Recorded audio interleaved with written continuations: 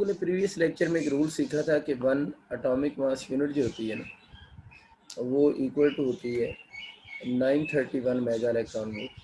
और हम लोगों ने इलेक्ट्रॉन को एनर्जी में कन्वर्ट करें, प्रोटॉन को कन्वर्ट करें और न्यूट्रॉन को कन्वर्ट करने के क्वेश्चन कर लिए थे। और उससे पहले हम ये भी पढ़ रहे थे कि बाइंडिंग एनर्जी का जो फार्मूला होता है ना, वो डेल्टा एम इंटू सी स्क्वायर होता है। डेल्टा एम उस वक्त मैंने आपको पढ़ाया था कि हम किसको बोलते हैं, जो मास डिफेक्ट होता है ना, मास डिफेक्ट यहाँ पर बाइंडिंग एनर्जी है। अब होता ही कि अगर आपको कभी बाइंडिंग एनर्जी कैलकुलेट करने की क्वेश्चन आ जाए तो मास डिफेक्ट आपको गिवन होता है, और उस वक्त मास डिफेक्ट ज़्यादातर आपको एटॉमिक मास यूनिट की फॉर्म में गिवन होता है। अगर किलोग्राम में गिवन हो फिर तो मसला ही कोई नहीं है ना, किलोग्राम मतलब ग्राम में या किलोग्राम की फॉर्म में गिवन हो फिर तो सिंपल आप उसको किलोग्राम में कन्वर्ट करके यहाँ लिखेंगे, उसको सी स्क्वायर से मल्टीप्लाई करेंगे, सी वही 3 × 10⁸ आपके पास बाइंडिंग एनर्जी आ जाएगी। लेकिन सवाल ज़्यादातर जो आते हैं वो एटॉमिक मास यूनिट की फॉर्म में आते हैं। लेट से आपका इस तरह एमसीक्यू आ गया ना, वो आपसे कहता है किसी पर्टिकुलर न्यूक्लियस का जो मास डिफेक्ट है, किसी न्यूक्लियस का मास डिफेक्ट लेट से 0.001 एटॉमिक मास यूनिट है, और आपसे क्वेश्चन में कहता है इसकी बाइंडिंग एनर्जी बताएं। तो अगर ये ग्राम या किलोग्राम में गिवन होता फिर तो इजी था, डायरेक्ट सॉल्व हो जाना था। तो एटॉमिक मास यूनिट में भी इजी होता है बड़ा। उसका व्यू करेंगे, बाइंडिंग एनर्जी इक्वल टू इस डेल्टा एम की वैल्यू यहाँ लिखे ना 0.001। अब आप लोगों ने सी स्क्वायर के चक्कर में नहीं पढ़ना, सी स्क्वायर क्या है, सी स्क्वायर को निकाल दें। अब ये देखें कि ये जो यू लिखा हुआ है ना 0.001 लिखा हुआ है, इस यू को डायरेक्ट एनर्जी में कन्वर्ट कर दें, और यू के करस्पॉन्डिंग एनर्जी कितनी होती है 931 मेगा इलेक्ट्रॉन वोल्ट होती है। तो ये आपके पास डायरेक्ट मास जो है वो बाइंडिंग एनर्जी में क्या होगी, कन्वर्ट होगी। तो ये सिंपल सा हल होता है कि जब आपको मास एटॉमिक मास यूनिट की फॉर्म में गिवन हो और यू की जगह पर जब 931 आप लिख सकते हैं तो फिर आपको सी स्क्वायर में जाने की ज़रूरत नहीं होती। तो आपके जो क्वेश्चन आते हैं अगर आएंगे तो आपको delta M in terms of atomic mass unit की फॉर्म में गिवन होगा। अब आप चाहें जिसको सॉल्व कर लें, इसके पॉइंट ख़त्म कर दें, नीचे 1000 हो जाएगा, उसको उससे डिवाइड करें तो 0.931 mega electron volt energy release हुई होगी।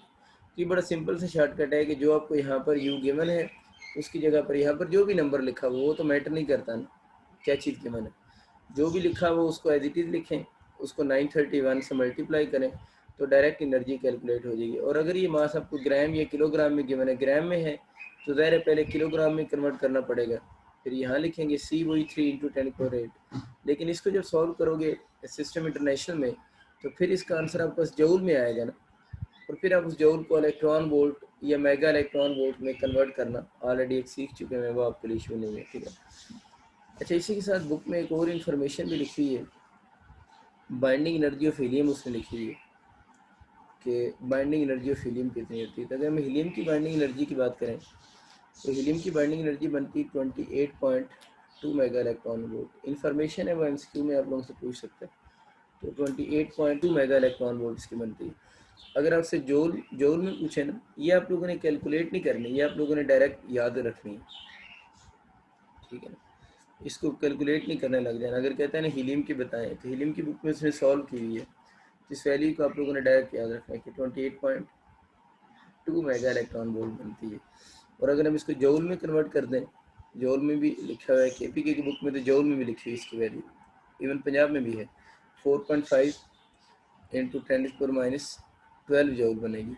ये आपके पास इसकी binding energy of helium mega electron volt की फॉर्म में भी है और जौल की फॉर्म में ये 4.5 है, ठीक है, इस फॉर्म में लिखी जाएगी। इसमें एक और इन्फॉर्मेशन भी याद रख लीजिएगा, ये तुम्हें पता है ना कि मास ऑफ हीलियम न्यूक्लियस जो होगी ना, मास ऑफ हीलियम न्यूक्लियस जो होगी वो लेस होगी इसके मास ऑफ न्यूक्लियन से, यानी जितने इसके अंदर न्यूक्लियन है उनसे तो लेस होगी, ये हमें पता है। अब ये पूछते हैं मास ऑफ हीलियम न्यूक्लियस कितने % लेस होगी। आप लोगों ने याद रखना है ये पॉइंट, ये भी इंफॉर्मेशन है, ठीक है ना, लर्निंग करनी है। 0.8% लेस होगी। तो ये तो पता नहीं कि mass of helium nucleus less होगी उसके अंदर जो न्यूक्लियन है उनसे ना। तो अगर आपसे पूछते हैं ना कितने % लेस होगी, तो आप लोगों ने याद रखना है कि हीलियम के न्यूक्लियस की मास 0.8% लेस होती है देन द मास ऑफ किससे, न्यूक्लियन से। छोटी सी इन्फॉर्मेशन है, इसको आप लोगों ने माइंड में रखना है।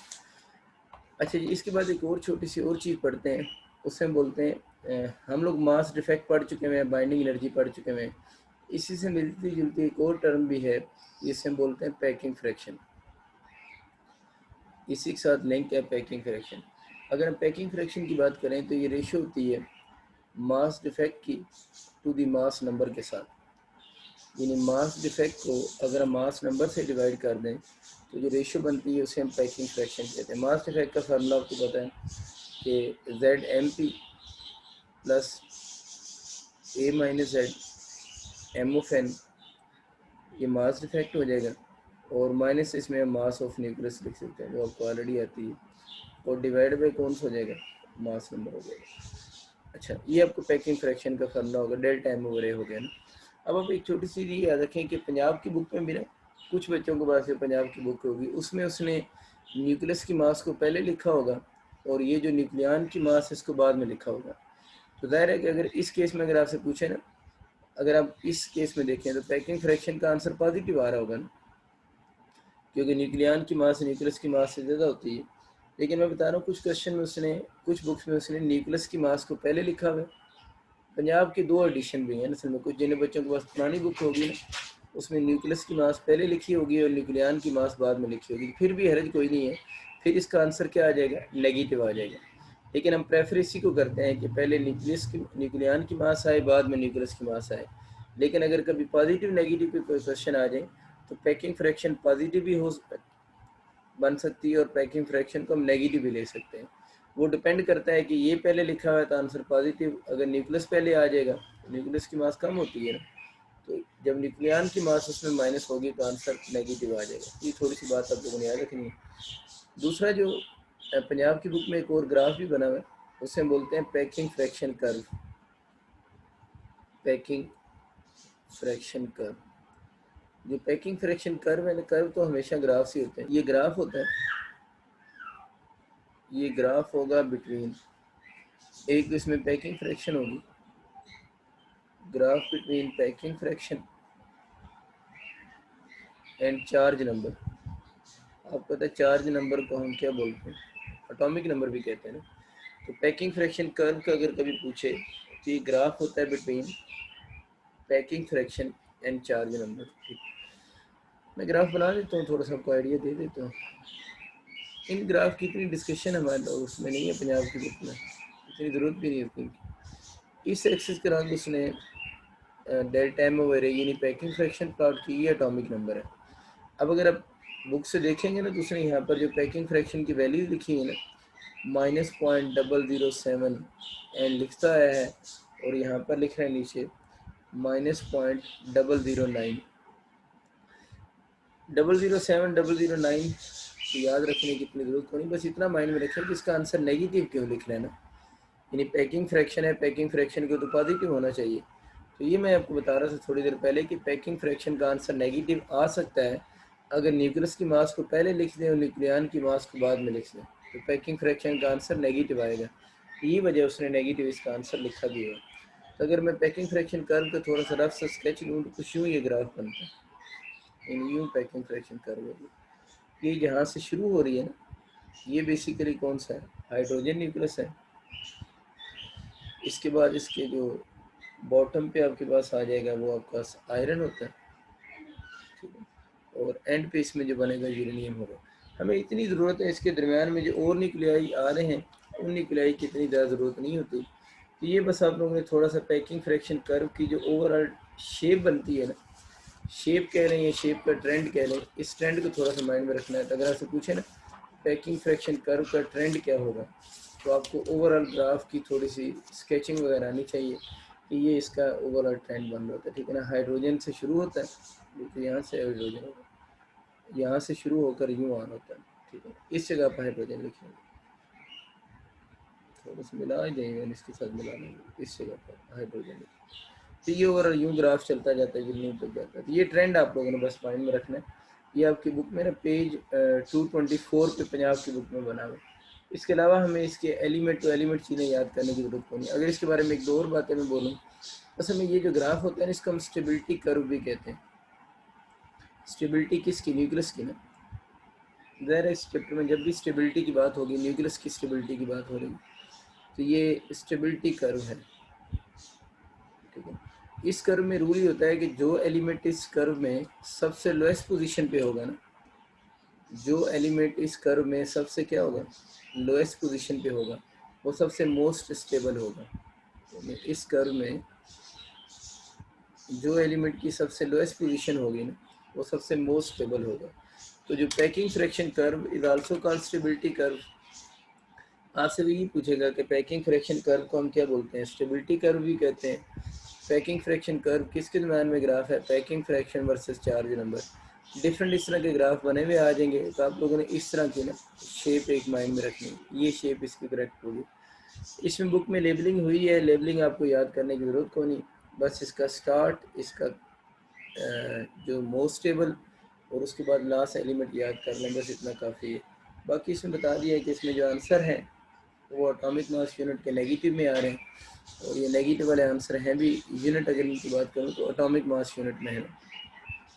तो आपको बता दिया, वो अगर हम ऑर्डर चेंज करें ना उसका, तो आंसर के में नेगेटिव साइन समटा हमारा होता है, और इसकी कोई इसके अलावा रीज़न नहीं है। अच्छा जी, इसके बाद नेक्स्ट हम एक और चीज़ देखते हैं, पैकिंग फ्रैक्शन कर्व के अलावा एक और ग्राफ है जो कि तो आपने एफएससी में भी काफ़ी डिटेल से पढ़ा है, वो है binding energy per nucleon curve. Binding energy per nucleon curve, इसकी तो काफ़ी एफएससी में डिस्कशन है। Binding energy per nucleon curve जो होता है ना, ये भी बेसिकली ग्राफ ही होता है, और ये ग्राफ होता है बाइंडिंग एनर्जी पर न्यूक्लियन और वर्सेस जो है वो मास नंबर के दरमियान।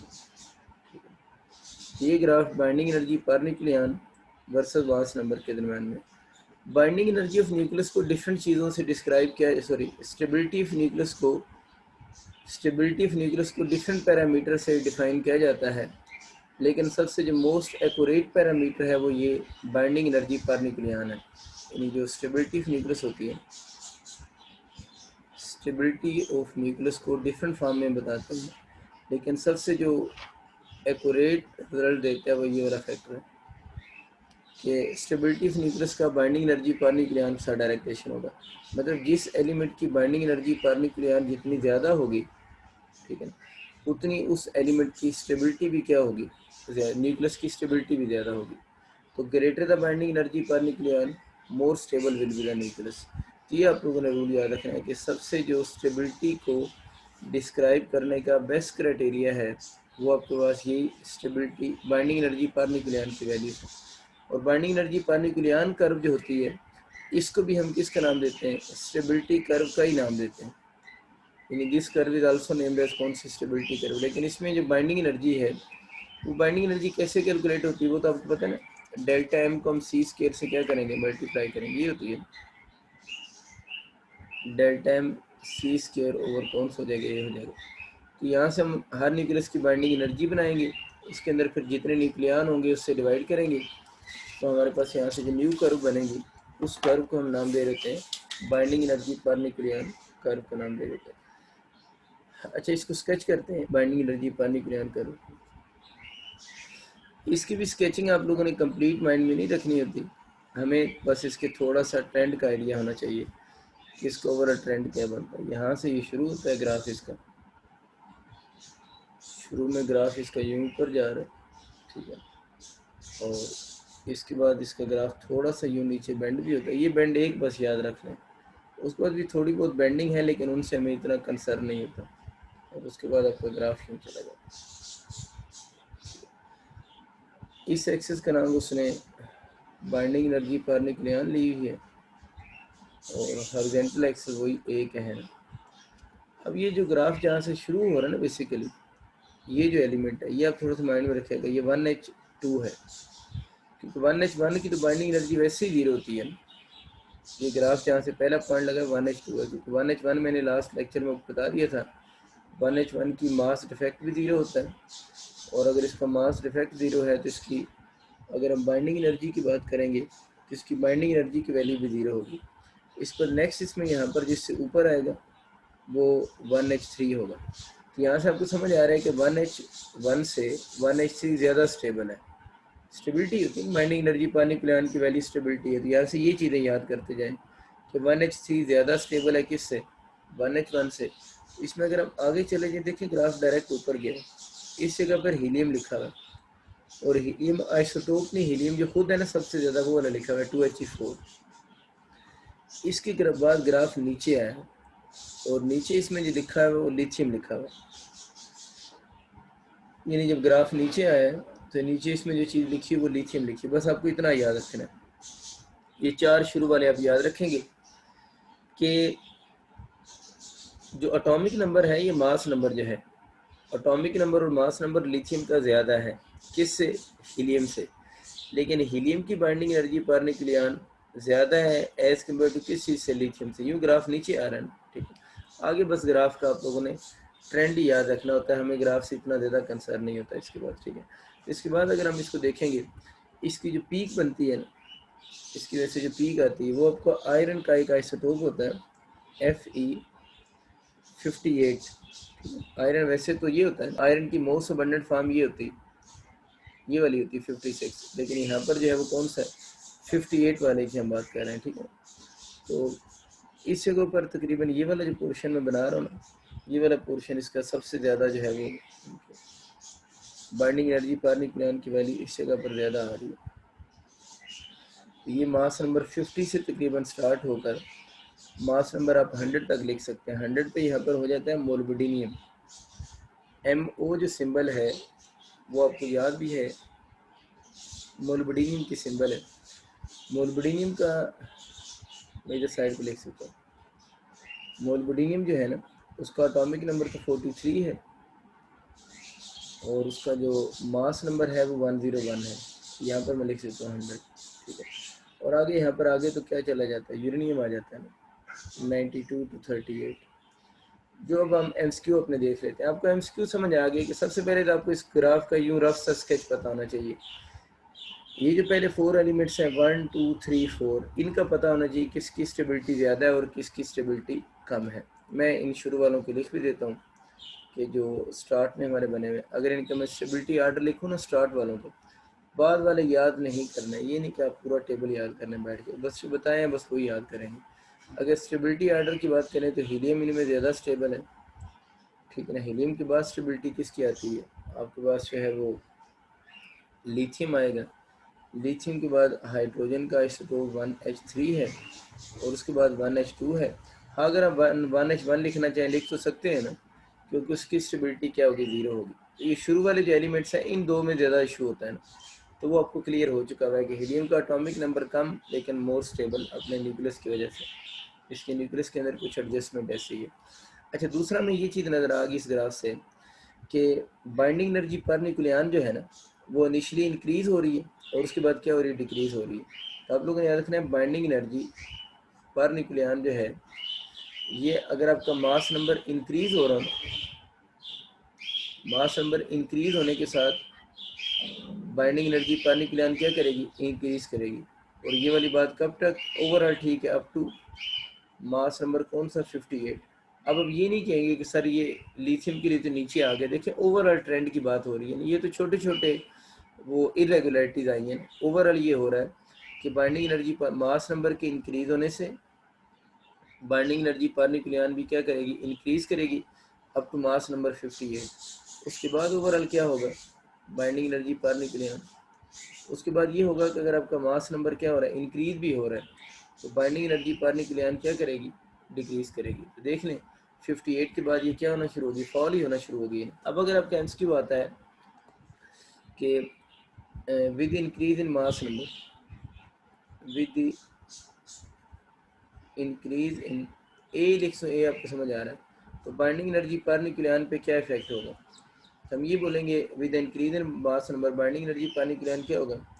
मे इंक्रीज होगी, मे इंक्रीज और डिक्रीज। तो binding energy per nucleon increase भी हो सकती है और क्या हो सकती है? डिक्रीज भी हो सकती है, अगर मास नंबर क्या हो रहा है? इंक्रीज हो रहा है। बाइंडिंग एनर्जी जब मैं वर्ड बोल रहा हूँ पर न्यूक्लियन, तो इसी का रिप्लेसमेंट वर्ड जो है वो स्टेबिलिटी ऑफ न्यूक्लियस भी होता है ना। तो अगर आपसे पूछता है ना, ज़्यादातर ये क्वेश्चन पूछता है कि with the increase in mass number stability of nucleus पे क्या इफेक्ट होगा? तो मास नंबर के इंक्रीज होने से स्टेबिलिटी ऑफ न्यूक्लियस पे जो होगी वो मे इंक्रीज और क्या होगी? डिक्रीज होगी। अब डिपेंड करता है कि अगर वो मास नंबर आपको 58 तक है तो overall binding energy per nucleon क्या करेगी, इंक्रीज ही करेगी। अपनी जगह इरेगुलरिटी ज़रूर एग्जिस्ट करती हैं, जिस तरह एक इरेगुलरिटी हमें पता है इसकी है ना, लेकिन जब जनरल बात होती है तो उस वक्त इरेगुलरिटीज़ को इग्नोर करके आप लोगों ने पूरे ट्रेंड का आंसर करना होता है, इसमें कंफ्यूज नहीं होना। इरेगुलरिटी अपनी जगह पर ज़रूर है, लेकिन जब जनरल क्वेश्चन आते हैं तो उसमें ट्रेंड को देखा जाता है, छोटी छोटी इरेगुलरिटीज़ को इग्नोर कर दिया जाता है। तो अगर आपसे पूछते हैं ना मास नंबर के इंक्रीज होने से स्टेबिलिटी ऑफ न्यूक्लियस पे क्या फ़र्क पड़ेगा, तो आप लोग कहते हैं मे इंक्रीज या डिक्रीज, क्योंकि ज़्यादातर बच्चे यही सोचते हैं कि मास नंबर के इंक्रीज होने से बस वो कम ही होगी, तो वो मे इंक्रीज या डिक्रीज होगा। वो आपको समझ आ रहा है कि शुरू में अप टू मास नंबर 58 तक इंक्रीज हो रही है और उसके बाद डिक्रीज हो रही है। फिर अगर आपसे पूछते हैं कि मोस्ट स्टेबल जो न्यूक्लियस कौन कौन से हैं, हम ये कहते हैं मोस्ट स्टेबल न्यूक्लियस में दो कैटेगरीज होती हैं। अगर आपसे पूछते हैं मोस्ट स्टेबल न्यूक्लियस, अगर तो आपको मास नंबर की रेंज गिवन हो ना, मास नंबर की रेंज, तो हम बोलेंगे 50 to 60 वाले ज़्यादा स्टेबल हैं।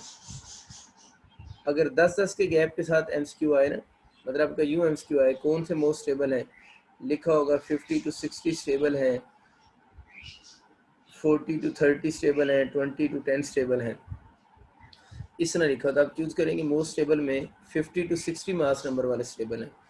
लेकिन अगर आपका ये सेम एमसीक्यू आ जाए और ऑप्शन इस तरह की बजाय यूँ लिखे हुए 50 to 100 वाले स्टेबल हैं, 100 to 150 वाले स्टेबल हैं, समझ आ रहे हैं ना, या 150 to 200 मास नंबर वाले स्टेबल हैं, यानी 50-50 के गैप के साथ आ जाए, तो फिर आप लोगों ने चूज़ करना है 50 to 100 वाले स्टेबल हैं। अब ये एमसीक्यू पे डिपेंड कर रहा है क्या ऑप्शन चूज़ करना है। अगर आपके एमसीक्यू आ जाए कि मोस्ट स्टेबल न्यूक्लियस कौन कौन से हैं, मास नंबर में 10-10 का गैप हो, तो 50 to 60 वाला ऑप्शन चूज़ करना है। अगर यही एमसीक्यू आ जाए मोस्ट स्टेबल न्यूक्लियस कौन से हैं और 50-50 का गैप आ जाए, तो फिर 50 to 100 चूज़ करना। वही 50 to 100 मैंने वैसे दिखाया भी आपको, ये वाला ना आयरन और मोलिब्डेनियम के दरमियान वाला जो पोर्शन होता है ये मोस्ट स्टेबल है। अच्छा एक और बात करते हैं, इसके इस तरफ जो है ना वो न्यूक्लियाई जो उनके लाइटर न्यूक्लियाई है ना, इस तरफ कौन से हैवियर है मास नंबर के हिसाब से देखो ना, जिनकी 50 से कम है वो लाइटर न्यूक्लियाई हैं, जिनका 50 से ज़्यादा है वो हैवियर न्यूक्लियाई हैं। तो ये जो दरमियान वाले हैं, ये जो आप लोगों ने मार्क किए हैं, इनको फिर ओवरऑल क्या बोलेंगे पूरी कर्व के हिसाब से, इनको इंटरमीडिएट न्यूक्लियाई कहेंगे ना, यानी पूरी कर्व के हिसाब से अगर देखें तो ये इंटरमीडिएट न्यूक्लियाई बनेगी। तो अगर आपका यही सेम बच्चों एमसीक्यू आ जाए ना कि मोस्ट स्टेबल न्यूक्लियस कौन से हैं, उसमें ऑप्शन में ये अब मास नंबर नहीं लिखे, उसमें लिखा हुआ है लाइटर न्यूक्लियाई, हैवियर न्यूक्लियाई, तो फिर आप ऑप्शन में क्या चूज़ करेंगे, इंटरमीडिएट न्यूक्लियाई चूज़ करेंगे। इंटरमीडिएट न्यूक्लियाई मतलब जो इंटरमीडिएट न्यूक्लियाई समझ आ गया ना, वही बनते हैं 50 से 100 वाले, इनको हम इंटरमीडिएट न्यूक्लियाई बोलेंगे। तो ये सबसे ज़्यादा स्टेबल होंगे। मतलब मोस्ट स्टेबल न्यूक्लियाई 3 तरह के ऑप्शन मैंने लिखे हैं।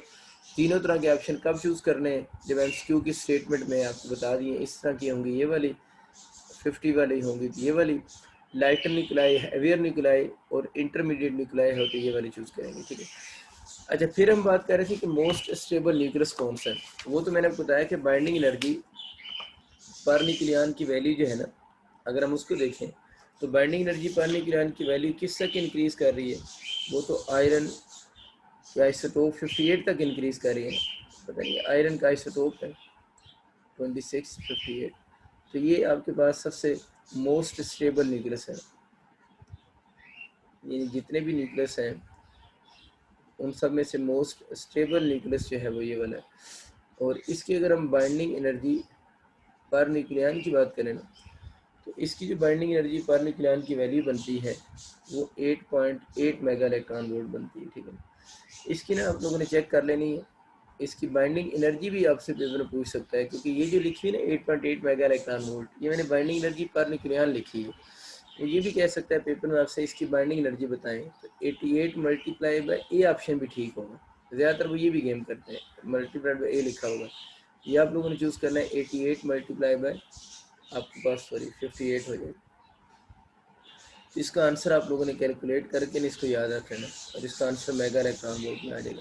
अब पेपर में ध्यान से पढ़ लेना है कि मोस्ट स्टेबल न्यूक्लियस तो ठीक है आयरन का है, अब आयरन के न्यूक्लियस की क्या पूछी है, बाइंडिंग एनर्जी पर न्यूक्लियन आप लोगों से पूछी है या बाइंडिंग एनर्जी पूछी है ना, तो अगर वो बाइंडिंग एनर्जी पूछेगा तो फिर तो 8.8 आंसर नहीं होगा ना, तो फिर को 8.8 को ए से मल्टीप्लाई करेंगे, यानी 58 से मल्टीप्लाई करके आप लोगों ने आंसर याद रखना। एक बहुत अच्छा एमसीक्यू है अगर वो थोड़ा सा इसमें ट्विस्ट लेकर आता है। इसके बाद उसने यूरेनियम का जो न्यूक्लियस है ना उसकी बात की हुई है कि अगर हम यूरेनियम के न्यूक्लियस की बात करें, आपके पास 92 टू 38, ये पंजाब की बुक में उसने ये लिखी है यूरेनियम के लिए 92 टू 38 में।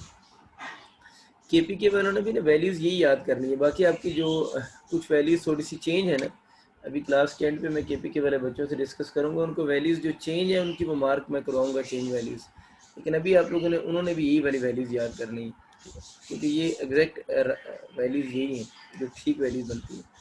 इसकी उसने लिखी है 7.6 इलेक्ट्रॉन वोल्ट, यानी binding energy per nucleon uranium की 7.6 मेगा इलेक्ट्रॉन वोल्ट। इसमें भी आप यही काम करेंगे, बाइंडिंग एनर्जी इसकी बना लेंगे आप लोग, वो 7.6 मल्टीप्लाई बाई ए हो जाएगा, तो 7.6 इंटू 230 लिख देंगे। ठीक है बात। चलिए ये आपको आइडिया हो गया कि इस तरह हम इन वैल्यूज़ को कैलकुलेट कर सकते हैं अगर आपको कभी क्वेश्चन आ जाए बाइंडिंग एनर्जी पर न्यूक्लियन के और अदरवाइज आ जाए।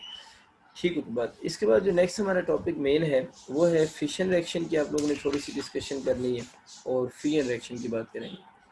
Fission plus free, fission reaction, ये वही टेक्स्ट बुक वाली सिंपल से कंसेप्ट्स हैं, इनमें कोई इतना मेजर इशू नहीं है फिशन में और फ्यूजन में। फिशन रिएक्शन का बस आप लोगों ने याद रखना है कि इस रिएक्शन को जो परफॉर्म किया था वो ऑटो हान और फ्रिट्ज स्ट्रेसमान ने। ये ऑटो हान और फ्रिट्ज जो थे ये जर्मन साइंटिस्ट हैं,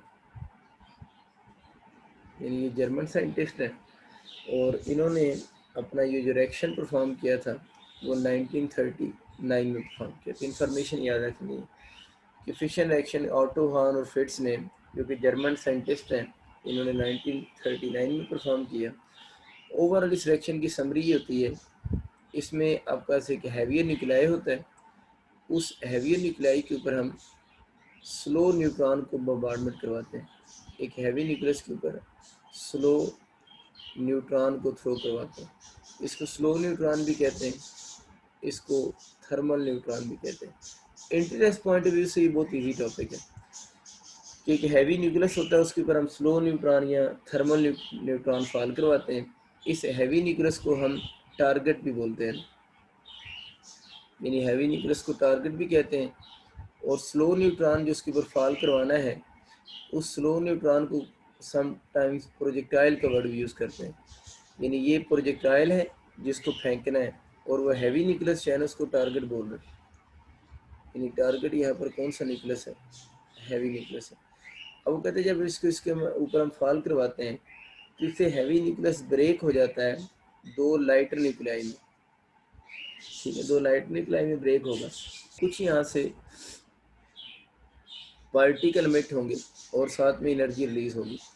एन आप यूँ समझने भी एमिटेड पार्टिकल की सिंबल है, कुछ एमिटेड पार्टिकल्स होंगे, और ये जो दो लाइटर न्यूक्लियाई है ना इनको हम बोलते हैं फिशन फ्रैगमेंट्स। दो लाइटर न्यूक्लियाई जो बनेंगे उनको हम बोलेंगे फिशन फ्रैगमेंट्स। और इन फिशन फ्रैगमेंट्स के बारे में बुक में बार बार उसने लिखा हुआ है कि इन फिशन फ्रैगमेंट्स के रफली इक्वल साइज के होते हैं, यानी रफली इक्वल साइज के होंगे। कि मैंने ओवरऑल एम समरी से लिख दी है कि न्यूक्लियर फिशन रिएक्शन में हम एक हैवी न्यूक्लियस के ऊपर जब स्लो न्यूट्रॉन को फॉल करवाते हैं तो उससे दो लाइटर न्यूक्लियाई बनते हैं। वो जो दो लाइटर न्यूक्लियाई होंगे वो रफली इक्वल साइज के होंगे, उनको हम फिशन फ्रैगमेंट्स भी कहते हैं ना। और इसमें एन जो है वो एमिटेड पार्टिकल है, वैसे भी पढ़ेंगे न्यूट्रॉन ही होंगे, और क्यू का मतलब है साथ में लार्ज अमाउंट ऑफ एनर्जी क्या होगी, रिलीज होगी। ऐसे रिएक्शन को हम न्यूक्लियर फिशन रिएक्शन का नाम दे रहे होते हैं, जिसमें एक हैवी न्यूक्लियाई ब्रेक होता है टू लाइटर न्यूक्लियाई में जो रफली इक्वल साइज के हो। थोड़ा सा इसके कंसेप्ट की तरफ आते हैं। लेकिन जो बेसिकली फिशन रिएक्शन है ना, फिशन रिएक्शन को अगर आप या फ्यूजन रिएक्शन को आप एक्सप्लेन करना चाह रहे हैं तो वो explain binding energy per nucleon curve से एक्सप्लेन हो सकते हैं। ये सपोज कर लें आपकी बाइंडिंग एनर्जी पर न्यूक्लियन है, इसमें ये होता है ना कि जो हैवियर न्यूक्लियाई होता है ना वो इस जगह पर होता है, यानी फिशन रिएक्शन का जो रिएक्टेंट होगा ना वो इस जगह पर होगा। ये इसके रिएक्टेंट्स की बाइंडिंग एनर्जी पर न्यूक्लियान। अब जब इसने ब्रेक होना है, हम लोगों ने क्या बोला, ब्रेक होने के बाद दो लाइट न्यूक्लियाई बनेंगे रफली इक्वल साइज के, वो इस कर्व में थोड़े इस जगह पर होंगे कहीं। तो ये रिएक्टेंट की बात हो रही है और ये किसकी बात हो रही है, प्रोडक्ट की।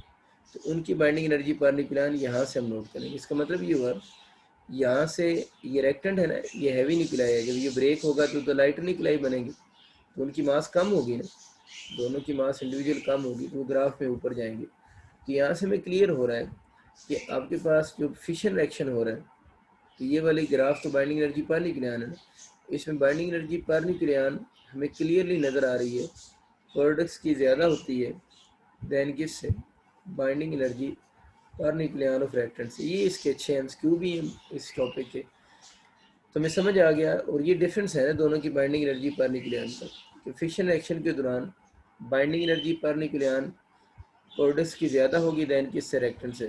अभी हम लोग बात कर रहे थे कि बाइंडिंग एनर्जी पर न्यूक्लियन से स्टेबिलिटी का भी आइडिया हो जाता है, जिसकी बाइंडिंग एनर्जी पर न्यूक्लियन ज़्यादा है वो मोर स्टेबल होगा। तो ये वाला आपके जो होगा ना, ये मोर स्टेबल होगा, यानी जो प्रोडक्ट्स होते हैं फिशन रिएक्शन के वो ज़्यादा स्टेबल होते हैं एज़ कम्पेयर टू किससे, रिएक्टेंट के प्रोडक्ट ज़्यादा स्टेबल होंगे। ठीक है। अच्छा, फिर आप लोगों ने याद रखना है कि जो बाइंडिंग एनर्जी पर न्यूक्लियन है ना, बाइंडिंग एनर्जी पर न्यूक्लियन है, अब यूँ याद रख से ज़्यादा बेहतर है, उसका इन्वर्स रिलेशन है मास ऑफ न्यूक्लियस के साथ, मास ऑफ किसके साथ, न्यूक्लियस के साथ। इसका मतलब ये हुआ कि जिस न्यूक्लियस की बाइंडिंग एनर्जी पर न्यूक्लियन की वैल्यू ज़्यादा होगी ना, उसके न्यूक्लियस की मास उतनी क्या होगी, कम होगी। क्यों मास कम होगी, क्योंकि उसकी उसकी बाइंडिंग एनर्जी पर न्यूक्लियन ज़्यादा होने का मतलब है कि उसकी मास क्यों कम है, उसकी मास असल में एनर्जी में क्या होगी, कन्वर्ट होगी है ना। जब मास एनर्जी में कन्वर्ट होगी तो मास तो कम होनी। तो इसमें अगर आपसे पूछेगा ना मास का क्वेश्चन, तो आप लोग नहीं याद रखना है कि मास ऑफ जो रिएक्टेंट्स होती है ना, फिशन रिएक्शन की सारी बातें लिखो, ये बात याद रखें, सब बातें फिशन के लिए हो। मास ऑफ रिएक्टेंट्स ग्रेटर होती है मास ऑफ प्रोडक्ट से, मास ऑफ रिएक्टेंट्स ग्रेटर होगी मास ऑफ प्रोडक्ट से। लेकिन मास नंबर जो होगा ना, ये बात क्लियर करें, मास नंबर की अगर हम बात करें तो मास नंबर जो रिएक्टेंट्स का मास नंबर होगा और प्रोडक्ट्स का बराबर होगा। मास नंबर रिएक्टेंट्स और प्रोडक्ट्स के बराबर होते हैं, मास बराबर नहीं होती। मास नंबर तो तादाद होती है ना प्रोटॉन और न्यूट्रॉन्स की, तो वो बराबर होती है। इसी तरह चार्ज नंबर भी इक्वल होंगे, वो तो होल्ड करेगा ना मास। चार्ज नंबर भी रिएक्टेंट्स के और प्रोडक्ट्स के आपस में इक्वल होंगे। तो ये बस चंद बातें आप लोगों ने याद रखनी है कि binding energy per nucleon products की ज़्यादा होती है रिएक्टेंट से, प्रोडक्ट्स मोर स्टेबल होते हैं एज कम्पेयर टू रिएक्टेंट से। बाइंडिंग एनर्जी का मास ऑफ न्यूक्लियस के साथ इन्वर्स रिलेशन होता है, जिसकी बाइंडिंग एनर्जी कम उसके न्यूक्लियस की मास ज़्यादा, तो मास ऑफ रिएक्टेंट ज़्यादा होती है मास ऑफ प्रोडक्ट से। फिशन रिएक्शन में रिएक्टेंट्स की मास ज़्यादा होती है प्रोडक्ट्स की मास से, वही मास तो असल में एनर्जी में कन्वर्ट हुई है, प्रोडक्ट्स की मास कम है ना। क्यों प्रोडक्ट्स की मास कम है, क्योंकि रिएक्टेंट्स की जो मास है वो कुछ पार्ट किधर चला गया, एनर्जी में चला गया, वो प्रोडक्ट्स की मास नहीं बनी ना। लेकिन मास नंबर और चार्ज नंबर दोनों के क्या होंगे, बराबर होंगे। तो ध्यान से पढ़ लेना, मास को अक्सर बच्चे मास नंबर समझ लेते हैं, मास नंबर दोनों तरफ बराबर हैं, मास जो है वो बराबर नहीं है। मास नंबर और चीज़ होती है, मास नंबर तो तादाद होती है प्रोटॉन और न्यूट्रॉन्स की, वो बराबर रहेगी। ठीक है, इसका एक रिएक्शन लिख लेते हैं ताकि आपको ज़्यादा क्लियर हो जाए। इसका जो सबसे फेमस रिएक्शन जो फ्रेड्स वगैरह ने परफॉर्म करवाया था, उन्होंने यूरेनियम का आइसोटोप लिया था 92 to 235, इसके ऊपर उन्होंने न्यूट्रॉन को फॉल करवाया। जब उन्होंने इसके ऊपर न्यूट्रॉन को फॉल करवाया तो दे ऑब्जर्व दो लाइट न्यूक्लाई बने। एक उन्होंने देखा कि बेरियम बना जो 56 था 141, दूसरा उन्होंने नोट किया कि आपका क्रिप्टॉन बन रहा है, और क्रिप्टॉन जो है वो 3692 था। ये अब आपके वो फ्रिक्शन फ्रेगमेंट्स हैं और जिनके बारे में बार बार बोल रहे थे कि इनकी रफली इक्वल साइज होंगे, तो रफली तो इक्वल ही है, ये 56 है, ये 36 है। ठीक है, ये फ्रिक्शन फ्रेगमेंट्स हो गए। साथ में अब हम लिखेंगे एमिटेड पार्टिकल, तो इसमें 3 न्यूट्रॉन एमिट हुए, ये वो एमिटेड पार्टिकल थे और साथ में Q मतलब होता है लार्ज अमाउंट ऑफ एनर्जी क्या होगी, रिलीज होगी। ये फिशन रिएक्शन है। अब अगर मैं बात कर रहा था मास नंबर, चार्ज नंबर वाली, आप देखें ना इस तरफ मास नंबर टोटल कितना बनता है, 236 बनता है ना। तो इन ये तीन होंगे, इसको वन नहीं गिनना, 3 इंटू 1 3 होगा।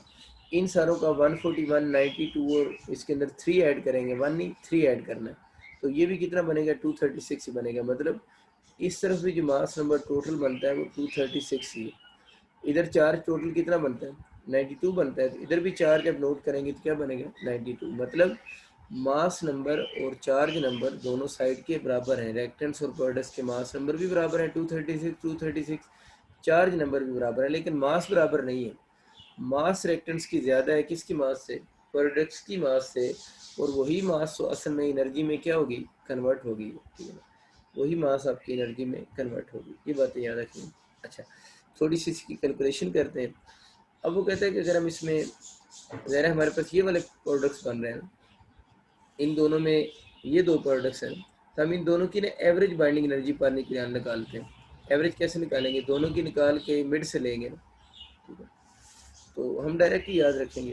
तो अगर हम इसी रिएक्शन का अगर आप सेंस की पूछते हैं ना, average binding energy per nucleon of, ये इनके मास नंबर, एटॉमिक नंबर, हर चीज़ आप लोगों ने याद रखनी है। Average binding energy per nucleon of barium and krypton अगर आपसे पूछता है तो बनती है 8.5 मेगा इलेक्ट्रॉन वोल्ट। ये average binding energy per nucleon of barium और क्रिप्टॉन 8.5 मेगा इलेक्ट्रॉन वोल्ट होगी।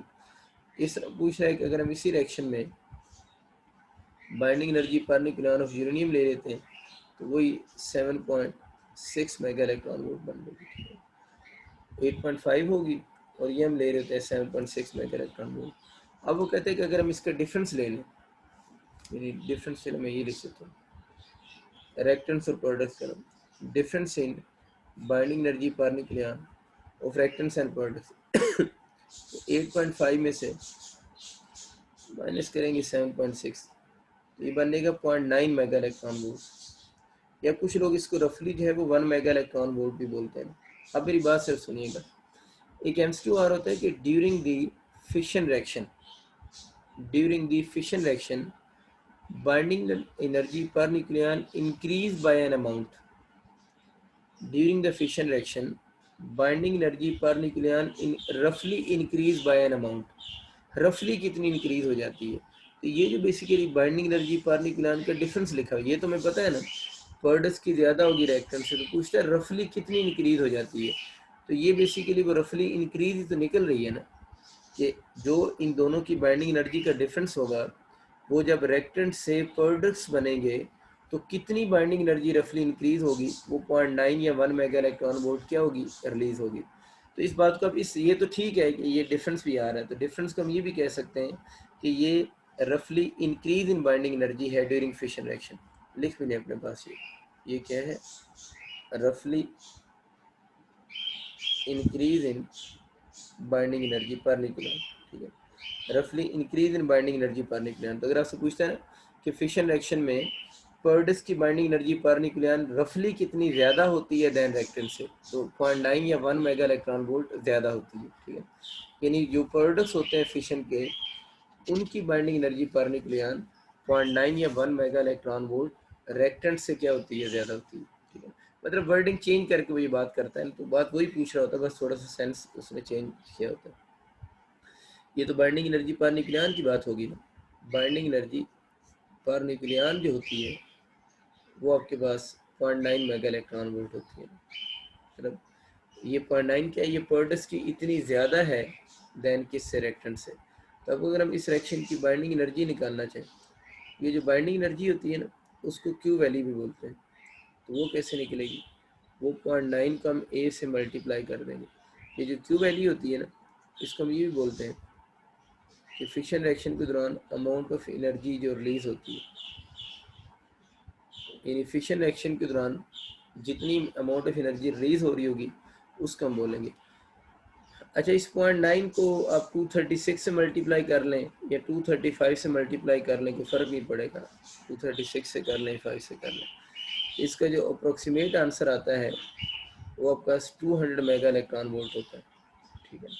और इसको अगर हम एग्जैक्ट वैल्यू लिखें तो 211.5 मेगा इलेक्ट्रॉन वोल्ट होती है। इसका मतलब ये हुआ कि फिशन रिएक्शन के दौरान जो आपके पास अमाउंट ऑफ एनर्जी क्या हो रही है, रिलीज हो रही है ना, अगर हम देखते हैं कितनी अमाउंट ऑफ एनर्जी रिलीज हो रही है, तो अमाउंट ऑफ एनर्जी जो रिलीज हो रही है अगर आपसे पूछेगा तो 200 मेगा इलेक्ट्रॉन वोल्ट जो है वो अमाउंट ऑफ एनर्जी रिलीज हो रही है।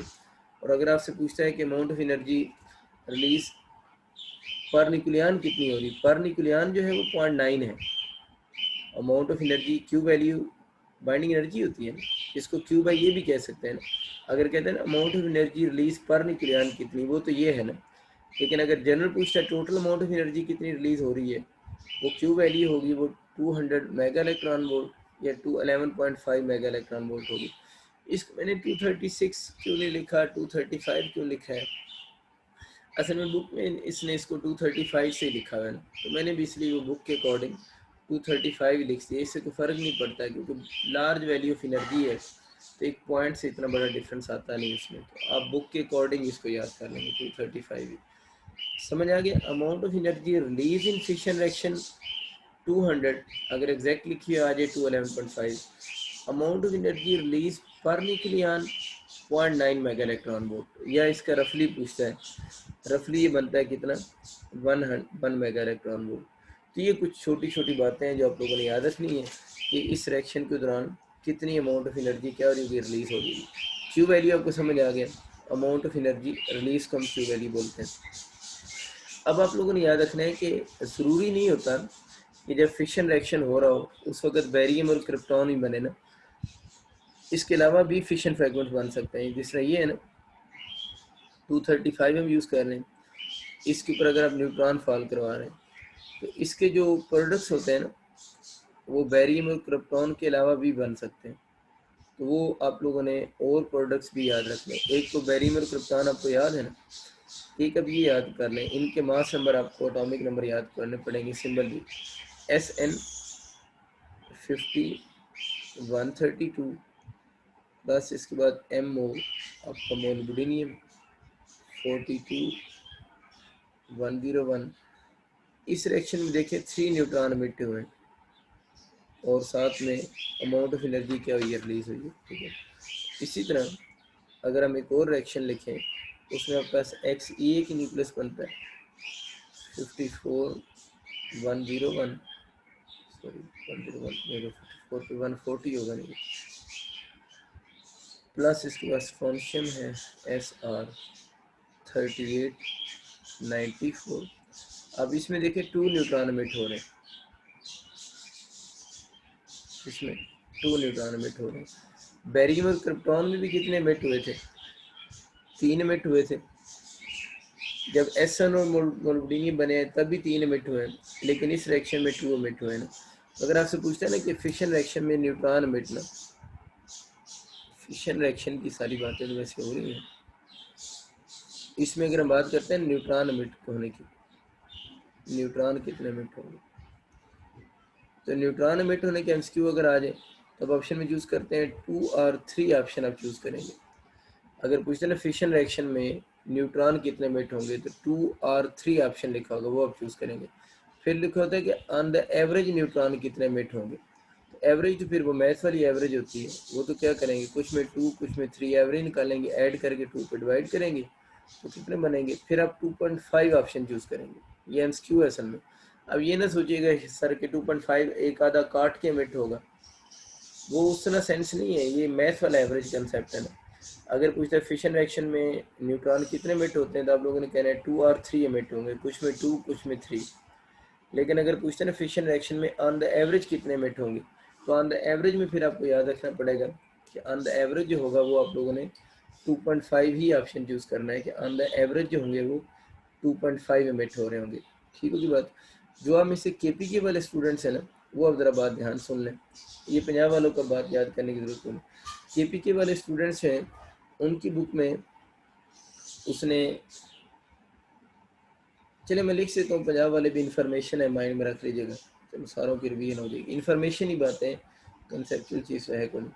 जो यूरेनियम 235 है ना, यूरेनियम कौन सा 235 है, इसकी मास उसने एग्जैक्ट एटॉमिक मास यूनिट की फॉर्म में लिखी हुई है, तो अपने पास माइंड में रख लीजिएगा, चलो इन्फॉर्मेशन याद हो जाए अच्छी होती है। 235.0439 एटॉमिक मास यूनिट, ये इसने इसकी मास लिखी हुई एग्जैक्ट एटॉमिक मास यूनिट की फॉर्म में, यूरेनियम 235 की। फिर इसने जो बेरियम है उसकी मास भी एग्जैक्ट लिखी हुई है, बेरियम 141 की मास वो इसने लिखी हुई है 140.9139 एटॉमिक मास यूनिट। केपीके वाले तो मस्त याद करें, पंजाब वाले याद कर लें तो अच्छी बात है, चलें थोड़ा नॉलेज में इजाफा ही हो जाए। क्रिप्टॉन की अगर हम बात करें तो इसकी मास बनती है 91.8973 ठीक है ना, एटॉमिक मास यूनिट, ठीक है ना। बाकी न्यूट्रॉन की मास क्या है वो मैंने ऑलरेडी आपको याद करवा चुका हूँ, न्यूट्रॉन की मैं दोबारा से नहीं दिख रहा ना, ये बस चीज़ आप लोगों ने याद रखनी है। अब अगर आपसे पूछता है ना कि इस केस में अभी हम लोगों ने तो देखे ना ये जो निकाली है, हम लोगों ने तो क्वेश्चन में binding energy per nucleon direct निकाल दी है ना, बाइंडिंग एनर्जी पर न्यूक्लियन निकाल दी। तब इस रिएक्शन में अगर हम बात करते हैं ना रिएक्टेंट्स और प्रोडक्ट्स की टोटल मास की बात करें ना, अभी हम लोगों ने क्वेश्चन को तो एनर्जी की फॉर्म में सॉल्व किया है ना, अब अगर अब इसमें टोटल मास ऑफ रिएक्टेंट्स निकालते हैं तो मैं आपको समझा रहा थोड़ी देर पहले, फिशन रिएक्शन वही जो बेरियम और क्रिप्टॉन वाला है ना उसकी बात हो रही है, उसमें अगर हम टोटल मास ऑफ रिएक्टेंट्स निकालते हैं तो बनती है 236.0526 एटॉमिक मास यूनिट। मैंने आपको बताया था ना कि रिएक्टेंट्स की मास ज़्यादा होती है देन किसकी मास से, प्रोडक्ट्स की मास से, लेकिन मास नंबर दोनों तरफ बराबर होते हैं, तो वो यही बात कर रहे हैं कि मास ऑफ रिएक्टेंट्स ये बनती है।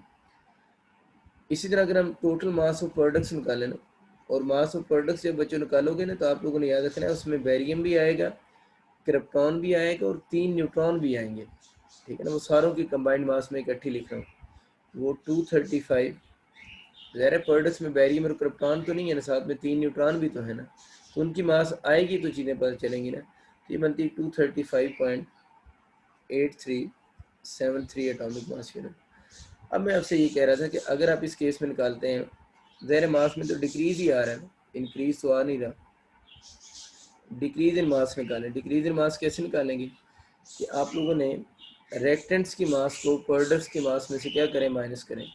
मतलब अब ये कर दें कि मास ऑफ रिएक्टेंट में से माइनस कर दें मास ऑफ प्रोडक्ट्स को, तो उसका आंसर सिर्फ याद रख लीजिएगा 0.215 एटॉमिक मास यूनिट। ये मैं बाकी ना भी याद रहे खैर है, लेकिन ये चीज़ याद रखनी बहुत ज़रूरी है, ये चीज़ है। वैसे मैंने डायरेक्ट लिखनी थी लेकिन मैंने वो सारी करवा दी कि डिक्रीज इन मास अगर पूछे ना कि फिशन रिएक्शन में डिक्रीज इन मास कितना आ रहा है तो वो 0.215 एटॉमिक मास यूनिट का आ रहा है, ठीक है। अब हम लोगों ने पढ़ा हुआ है कि अगर हम इसको डायरेक्ट एनर्जी बनाना चाहते हैं, बाइंडिंग एनर्जी बनाना चाहते हैं, ये क्यू वैल्यू बनाना चाहते हैं, बात तो एक ही है, तो हम लोगों ने एक और तरीका भी तो पढ़ा हुआ है ना। वो तरीका क्या होता है, हम 0.215 अपना लिखें और इस यू की जगह पर क्या लिख सकते, 931 मेगा इलेक्ट्रॉन वोल्ट लिख से, तो डायरेक्ट हमारी एनर्जी बन जाती है कितनी, 200 मेगा इलेक्ट्रॉन वोल्ट। एक तो मैंने दूसरे मेथड सॉल्व किया है, उसके अपने एमसीक्यू बन सकते हैं। एक ये मास्टर्स वाली फॉर्म भी है, केपीके की बुक में उसने इसको मास्टर्स से सॉल्व किया है, वो भी याद रखना है। पंजाब केपीके वालों ने तो सारी मास्टर याद करनी है, वो कोई भी पूछ सकता है, कोई पता नहीं उसका, लेकिन पंजाब वाले ये ज़रूर याद रख लीजिएगा कि अगर आपसे पूछें इस केस में डिक्रीज इन मास आती कितनी है, वो तो पता है आपको, रिएक्टेंट्स की मास ज़्यादा है प्रोडक्ट्स की मास से, तो decrease in mass atomic mass unit की फॉर्म में आप लोगों ने याद रखनी, 0.215 atomic mass unit mass decrease हो जाएगी। ये आप कह सकते हैं कि इतनी मास रिएक्टेंट्स की ज़्यादा होगी देन किस से, प्रोडक्ट से, और आगे उसको उसने एनर्जी में कन्वर्ट किया। एक दो और इन्फॉर्मेशन कर लेते हैं, पंजाब वाले याद कर लें तो ठीक है, लेकिन केपी के वालों ने मस्त याद करनी है। ये जो इन्फॉर्मेशन अभी लिख रहा हूँ इसमें उसने लिखा हुआ है कि 1 ग्राम, बड़ी आम सी बातें, 1 ग्राम ऑफ नेचुरल यूरेनियम जो होता है, natural uranium, natural uranium mean इसके अंदर including all isotopes, including all isotopes मतलब उसके अंदर सारे आइसोटोप उसके मिक्स हुए होते हैं, उसको नेचुरल यूरेनियम बोल रहा है ना। तो कह रहे हैं कि 1 ग्राम ऑफ नेचुरल यूरेनियम जो होता है ना, इसके अंदर अगर आपसे पूछते हैं ना natural uranium which has about 10⁻19 atoms of uranium 92 235। ये अच्छा एमसीक्यू है। अगर आपसे पूछता है ना, ये जो नेचुरल यूरेनियम होता है जो हम ज़मीन से निकालते हैं जिसमें सारे आइसोटोप्स होते हैं, उसके अंदर ये वाला यूरेनियम कितने एटम्स होते हैं, तो 1 ग्राम के अंदर इसके कितने एटम होंगे, 10⁻19 एटम्स होंगे यूरेनियम 235 के। तो अगर आपसे पूछता है ना कि इसकी जो नेचुरल यूरेनियम जो होती है, नेचुरल यूरेनियम मतलब जो हम ज़मीन से यूरेनियम निकालते हैं इसके अंदर सारे आइसोटोप्स होते हैं, उसमें इस वाले आइसोटोप की परसेंटेज कितनी होती है, तो इसकी परसेंटेज आप लोगों ने याद रखनी, ओनली 0.7% होती है। इन्फॉर्मेशन है, मैंने आपको पहले भी बताया था न्यूक्लियोसिस में सारी तकरीबन इन्फॉर्मेशन है। ये एक और इन्फॉर्मेशन है कि 1 ग्राम नेचुरल यूरेनियम में इसके नंबर ऑफ एटम कितने हैं, तो ये 10⁻19 एटम्स होंगे। फिर बात करूँ नेचुरल यूरेनियम में इस यूरेनियम की परसेंटेज कितनी होगी ना, इसकी जो परसेंटेज बनती है वो 0.7% होगी। ठीक है ना, ये बस आप लोगों ने बात याद रखनी है। अच्छा, 1 ग्राम वाली बात कर रहे हैं कि 1 ग्राम ऑफ नेचुरल यूरेनियम में इसके कितने एटम्स होंगे, 10⁻19 एटम्स होंगे। इसी बात को अगर देखा जाए तो एक एटम से कितनी एनर्जी प्रोड्यूस होती है, 200 मेगा इलेक्ट्रॉन वोल्ट। तो 1 ग्राम ऑफ नेचुरल यूरेनियम को अगर हम बर्न करवाएं, बर्न तो नहीं कहना चाहिए, बर्न तो केमिकल वर्ड है, मतलब उसका हम फिशन करवाएं ना, अगर उसकी फिशन करवाते हैं तो 1 ग्राम ऑफ यूरेनियम से कितनी एनर्जी रिलीज होगी, 200 मेगा इलेक्ट्रॉन वोल्ट एक एटम से थी ना, तो ये कितनी हो जाएगी 200 into 10⁻19 mega electron volt energy उस रिएक्शन से क्या हो रही होगी, रिलीज हो रही होगी। या अगर हम इसको जौल में कन्वर्ट कर दें, ये ओवर नहीं लगाता, जौल में कन्वर्ट कर दें तो ये बन जाती है 3.2 इंटू 10⁸ जौल। ये भी इंफॉर्मेशन है सारी। तो मैं सिर्फ ये कहना चाह रहा हूँ कि उसने बुक में लिखा हुआ है कि अगर आपके पास 1 ग्राम नेचुरल यूरेनियम हो तो आपसे एमसीक्यू में पूछेगा बताएं उस 1 ग्राम नेचुरल यूरेनियम से कितनी अमाउंट ऑफ एनर्जी रिलीज होगी, तो आप लोग चूज़ करोगे 200 इंटू पावर 19, क्योंकि नेचुरल यूरेनियम में यही वाला यूरेनियम जो है वो फिशन कर रहा है, 9235 फिशन कर रहा है ना, तो इसके 1 ग्राम में इसके 19 एटम है, 10⁻19 है, तो एक एटम से 200 और इतने एटम से 19 साथ मल्टीप्लाई कर देंगे या इसको जौल में कन्वर्ट करें तो 3.2 इंटू 10⁸ जौल उसमें लिखा हुआ है। ये आपको इन्फॉर्मेशन याद हो चुकी होगी, आसान सी बात। नेचुरल यूरेनियम में इस यूरेनियम के आइसोटोप की परसेंटेज कितनी है, 0.7% है। एक और इन्फॉर्मेशन इसमें लिखी हुई है वो भी याद रखना, तो वो ये है कि 1 किलोग्राम ऑफ यूरेनियम जो होता है, वो तो 1 ग्राम की बात हुई थी ना, अभी 1 किलोग्राम ऑफ यूरेनियम जो होता है ना कितनी एनर्जी देता है, 1 किलोग्राम ऑफ यूरेनियम जो होगा वो आपको एनर्जी देगा जो आपको मिलेगी combustion of about 3000 ton of coal. अंदाजा लगा लो, इंफॉर्मेशन ये भी कहता है कि 1 किलोग्राम अगर आपका यूरेनियम है उससे आपको जितनी अमाउंट ऑफ एनर्जी, इतना सा 1 किलोग्राम यूरेनियम बन जाता है, बहुत मैसिव होता है ये, बहुत हैवियर होता है सॉरी। तो इतना सा अगर 1 किलोग्राम यूरेनियम अगर आप उसके पास हो, उससे जो एनर्जी मिलेगी वो इक्वल टू होगी combustion of about 3000 ton of coal. मतलब 1 किलोग्राम यूरेनियम से जितनी एनर्जी मिल जाती है उतनी अमाउंट ऑफ एनर्जी लेने के लिए आपको 3000 टन ऑफ कोल अगर आप बर्न करते हैं तब जाकर आपको उतनी एनर्जी मिलेगी। तो आप अंदाज़ा लगा लें कि फिशन रिएक्शन से कितनी ज़्यादा अमाउंट ऑफ एनर्जी क्या होती है, रिलीज़ हो रही होती है।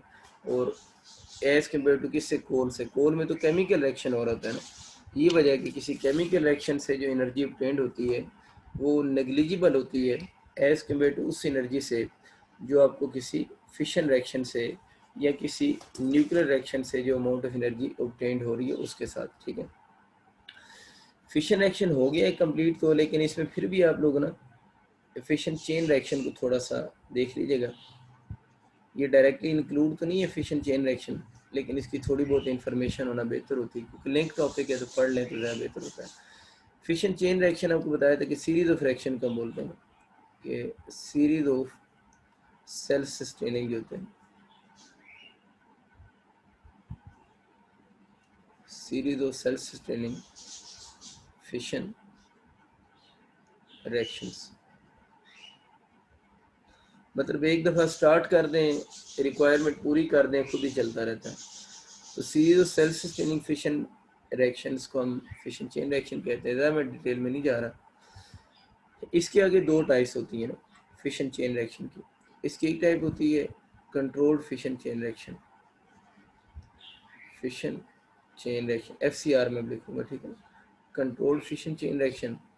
और दूसरे होते हैं अनकंट्रोल्ड फिशन चेन रिएक्शन।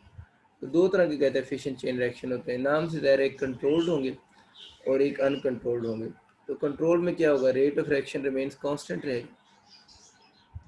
ये जो कंट्रोल्ड फिशन चेन रिएक्शन होंगे, नाम से ज़ाहिर है कि इनमें जो रेट ऑफ रिएक्शन होगा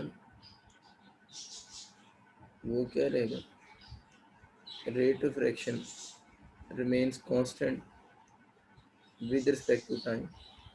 यानी कंट्रोल्ड फिशन चेन रिएक्शन में रेट ऑफ रिएक्शन कांस्टेंट रहता है विद रिस्पेक्ट टू टाइम। और ये बेसिकली जो है वो बेसिक प्रिंसिपल है। कंट्रोल्ड फिशन चेन रिएक्शन और the basic principle of nuclear reactor. जो न्यूक्लियर रिएक्टर होता है ना, उस न्यूक्लियर रिएक्टर के अंदर हम कंट्रोल्ड फिशन चेन रिएक्शन ही करवाते हैं। तो कंट्रोल्ड फिशन चेन रिएक्शन का जो बेसिक प्रिंसिपल है वो आपका न्यूक्लियर रिएक्टर है। इस तरह अगर हम अनकंट्रोल्ड फिशन चेन रिएक्शन की बात करें तो नाम से ज़ाहिर है इनमें रेट ऑफ रिएक्शन अनकंट्रोल्ड हो जाएगा। तो इनमें जो रेट ऑफ रिएक्शन की हम बात करेंगे, रेट ऑफ रिएक्शन जो होगा वो इंक्रीज करेगा, rate of reaction increase with respect to time. इसमें जो रेट ऑफ रिएक्शन होता है वो इंक्रीज करता है विद रिस्पेक्ट टू टाइम, उसे हम अनकंट्रोल्ड बोलते हैं। और अगर इसके बेसिक प्रिंसिपल की बात करता है तो ये बेसिक प्रिंसिपल है आपके एटॉमिक बम का। यानी एटॉमिक बम का जो वर्किंग प्रिंसिपल है वो आपके पास अनकंट्रोल्ड फिशन चेन रिएक्शन भी, ठीक है। इसी के अंदर फिर वो एक और टर्म भी यूज़ करता है जिसे हम क्रिटिकल मास कहते हैं। क्रिटिकल मास, क्रिटिकल मास आपको मैंने डायग्राम से बात समझाई हुई है।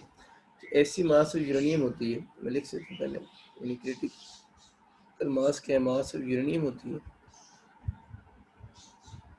इन विच, ऐसी मास यूरेनियम होती है इन विच वन न्यूट्रॉन जो होता है out of all neutrons, out of all the neutrons produce further fission,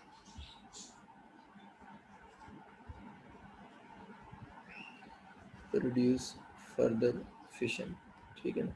उस मास को हम क्रिटिकल मास कहते हैं, यानी जिसके जितने भी न्यूट्रॉन्स हैं उनमें से एक न्यूट्रॉन अगर फर्दर फिशन करे। अब यूँ समझ लेना आपको कुछ ऐसा रिएक्शन हुआ है कि यहाँ पर आपका यूरेनियम था, उस यूरेनियम के ऊपर आप लोगों ने एक स्लो न्यूट्रॉन फॉल करवाया। उस स्लो न्यूट्रॉन को जब फॉल करवाया तो ज़ाहिर है वो बैरियम बना, क्रिप्टॉन बना, उनको छोड़ देते हैं। और यहाँ से कितने न्यूट्रॉन निकल आए, दो निकले हैं, तीन निकले हैं, पता नहीं, दो भी हो सकते हैं, तीन भी हो सकते हैं, डिपेंड करता है ना कि कौन सा आपका रिएक्शन हुआ है, ठीक है। अब अगर आप लोगों ने इसमें आगे एक और यूरेनियम रखा हुआ है ना, ठीक है, अब वो कहते हैं कि अगर इनमें से ये वाला न्यूट्रॉन एक न्यूट्रॉन फर्दर फिशन करे तो ये दो न्यूट्रॉन को फिर आपको क्या करना पड़ेगा, अब्जॉर्ब करना पड़ेगा। अब वो कहते हैं कि इन न्यूट्रॉन को हम कैसे अब्जॉर्ब करेंगे, इसके लिए आपको पता है हम बोरॉन और कैडमियम रॉड यूज़ करते हैं। इन दो न्यूट्रॉन को अब्जॉर्ब करने के लिए हम बोरॉन और कौन से, कैडमियम के रॉड यूज़ करते हैं। अब एक न्यूट्रॉन ने फिशन की, आगे वही डिपेंड करता है 2 न्यूट्रॉन एमिट हुए या 3 न्यूट्रॉन एमिट हुए। आप लोगों ने दोबारा किया, क्या किया कि इन दो न्यूट्रॉन को ऑब्जर्व कर लिया और एक न्यूट्रॉन आगे फर्दर फिशन कर रहा है। तो देखिए ये ऐसी मास ऑफ यूरेनियम है, मास ऑफ यूरेनियम है इन विच वन न्यूट्रॉन, जिसके अंदर कितने न्यूट्रॉन, एक न्यूट्रॉन, आउट ऑफ ऑल का मतलब है ये जो तीनों है, दो हो या तीन हो जो निकले हैं यहाँ से, in which one neutron out of all the neutron produce further fission. यानी जितने भी न्यूट्रॉन एमिट हो रहे हैं उनमें से एक न्यूट्रॉन फर्दर फिशन कर रहा है, फिर जितने भी एमिट हुए हैं एक न्यूट्रॉन फर्दर फिशन कर रहे हैं और बाकियों को हम क्या कर रहे हैं, ऑब्जर्व कर रहे हैं। ऐसे प्रोसेस को हम किसका नाम देते हैं, सॉरी, ऐसी मास ऑफ यूरेनियम को हम लोग क्रिटिकल मास ऑफ यूरेनियम का नाम देते हैं। वैसे आपको पता होगा ये जो न्यूट्रॉन एमिट होते हैं ना, जो न्यूट्रॉन एमिट होते हैं ये स्लो न्यूट्रॉन नहीं होते, जो न्यूट्रॉन एमिट होते हैं ये फास्ट न्यूट्रॉन होते हैं, ये बहुत फास्ट मूव कर रहे होते हैं, ये फास्ट होते हैं। इनको फर्दर फिशन करने के लिए हम स्लो करते हैं, लेकिन हमारे कोर्स में उसका स्लो करना एमडी कैट में इंक्लूड नहीं है, ईटा में तो हम पढ़ेंगे, न्यूक्लियर रिएक्टर पढ़ेंगे ना उसमें। तो ये बस याद रखना है कि ये जो न्यूट्रॉन एमिट होते हैं ना फिशन रिएक्शन से, these neutron are not slow neutrons, ये जो न्यूट्रॉन होते हैं वो फास्ट मूविंग न्यूट्रॉन होते हैं, ये न्यूट्रॉन स्लो न्यूट्रॉन नहीं होते, ये बात याद रखिए। अच्छा, एक तो ये बातें होगी, फिर आप लोगों ने एक छोटी सी चीज़ ये याद रखनी है कि इसके कुछ केसेस भी हैं, केस भी कारी ले में से अभी बात हो रही है। ये क्रिटिकल मास के कुछ केसेस बनते हैं। क्रिटिकल मास आपको समझ आ गई नहीं होती क्या है। अब वो तीन उसने बातें लिखी, कहता है कि अगर किसी भी रिएक्शन में आपके पास जो मास ऑफ यूरेनियम पड़ी हुई है ना, मास ऑफ यूरेनियम जिसके अंदर फिशन रिएक्शन होना ना, वो मास ऑफ यूरेनियम ग्रेटर हो जाए ना क्रिटिकल मास से, यानी जितनी मास ऑफ यूरेनियम आपके पास पड़ी हुई है वो ग्रेटर हो जाए क्रिटिकल मास से, आपको गिवन होगा सवाल में, तो आपसे पूछेगा बताएं उस वक्त कौन सा रिएक्शन होगा। अगर मास ऑफ यूरेनियम ज़्यादा हो जाएगी क्रिटिकल मास से, जिसको मतलब है एक से ज़्यादा न्यूट्रॉन हिस्सा लेंगी, तो क्रिटिकल मास में तो एक न्यूट्रॉन हिस्सा लेता है ना, लेकिन अगर यूरेनियम की मास ज़्यादा अवेलेबल होगी तो ज़्यादा न्यूट्रॉन कंट्रीब्यूट करेंगे, तो फिर उस वक्त आपसे पूछेगा रिएक्शन कौन सा होगा। आप लोगों ने याद रखना उस वक्त अनकंट्रोल्ड रिएक्शन हो जाएगा, अनकंट्रोल्ड फिशन चेन रिएक्शन होगा, अनकंट्रोल्ड फिशन CR लिख सकते हो, चेन रिएक्शन। अगर मास ऑफ यूरेनियम ग्रेटर होगी क्रिटिकल मास से तो अनकंट्रोल्ड फिशन चेन रिएक्शन हो जाएगा। और अगर बच्चे दूसरे आप ऑपोजिट बात कर लेंगे, तो अगर जो मास ऑफ यूरेनियम है, जिस यूरेनियम की बात कर रहे हैं वो लेस हो जाए किसकी मास से, क्रिटिकल मास से, तो अगर मास ऑफ यूरेनियम लेस हो जाए क्रिटिकल मास से, तो फिर आपके पास fission reaction can not proceed. वो फिर क्या होगा, न्यूट्रॉन आगे मास है ही बहुत कम ना, क्रिटिकल मास से भी कम है, क्रिटिकल मास में कितने न्यूट्रॉन हिस्सा लेते हैं, एक। तब अगर मास यूरेनियम क्रिटिकल मास से भी कम हो जाए तो वो न्यूट्रॉन भी फर्दर फिशन नहीं कर सकेगा, क्योंकि आगे यूरेनियम ही अवेलेबल नहीं होगी ना। तो इसमें बोलेंगे फिशन चेन रिएक्शन जो होगा ना वो प्रोसीड नहीं होगा, fission chain reaction can not proceed. ये बात आपको समझ आ गई। यूँ समझ लें कि वो जो एक ही न्यूट्रॉन बचता था ना जिसने फिशन करनी थी, वो न्यूट्रॉन तो है हमारे पास, आगे यूरेनियम ही नहीं पड़ा हुआ जिसके ऊपर हिट करे और रिएक्शन प्रोसीड होना, तो रिएक्शन ही प्रोसीड नहीं होगा। फिर एक और केस ये भी बनता है, अगर आप लोगों के पास जो मास ऑफ यूरेनियम है वो इक्वल टू हो जाए किस मास के, क्रिटिकल मास के। अगर मास ऑफ यूरेनियम बराबर हो जाए क्रिटिकल मास के, जिसकी वही डायग्राम बनती जो अभी मैं आपको समझा रहा था ना, एक एक न्यूट्रॉन फर्दर फिशन कर रहा था, तो फिर क्या होगा, फिर कंट्रोल्ड फिशन चेन रिएक्शन होगा, जो कि न्यूक्लियर रिएक्टर में करवाते हैं वो लोग, कंट्रोल्ड फिशन चेन रिएक्शन होगा। और ये कंट्रोल्ड फिशन चेन रिएक्शन मैंने बताया था किस में हो रहा होता है, न्यूक्लियर रिएक्टर में बिल्कुल ऐसे ही हो रहा होता है कि वो दो न्यूट्रॉन को ऑब्जर्व करवा लेते हैं बोरॉन और कैडमियम के रॉड यूज़ करके, और अपना जो फिशन रिएक्शन होता है उसको वो आगे प्रोसीड रखते हैं, ठीक है। अच्छा, फिर आप लोगों ने याद रखना है ये जो फिशन फ्यूल होता है ना, यानी फिशन रिएक्शन के लिए हम जो फ्यूल यूज़ करते हैं ना, वो सारी यूरेनियम फिशन फ्यूल के तौर पर यूज़ नहीं होती। हमारी बुक्स में तीन ऐसे एलिमेंट्स हैं जिनको फिशन फ्यूल बोला गया है। एक यूरेनियम का आइसोटोप 233 फिशन फ्यूल होता है, लेकिन इसकी परसेंटेज ही नेग्लिजिबल होती है, ठीक है। और जो हम यूज़ करते हैं वो 2 to 35 यूज़ करते हैं। इसकी मैंने बताया था कि नेचुरल यूरेनियम में जो परसेंटेज होती है वो 0.7 होती है, नेचुरल किस में, यूरेनियम में थोड़ा ज़्यादा होता है, 0.7 होता है। इसकी तो परसेंटेज इतनी कम होती है, यानी कोई 0.00 में चली जाती है, तो इसलिए इसको तो हम लिफ्ट ही नहीं करवाते, ठीक है ना। लेकिन नाम तो याद रखें कि फिशन फ्यूल ये भी है, ये भी है। और एक यूज़ करते हैं आपके पास जो है वो प्लूटोनियम जो है ना, वो उसको भी हम यूज़ कर रहे हैं। और प्लूटोनियम जो हम यूज़ करते हैं वो 239 प्लूटोनियम,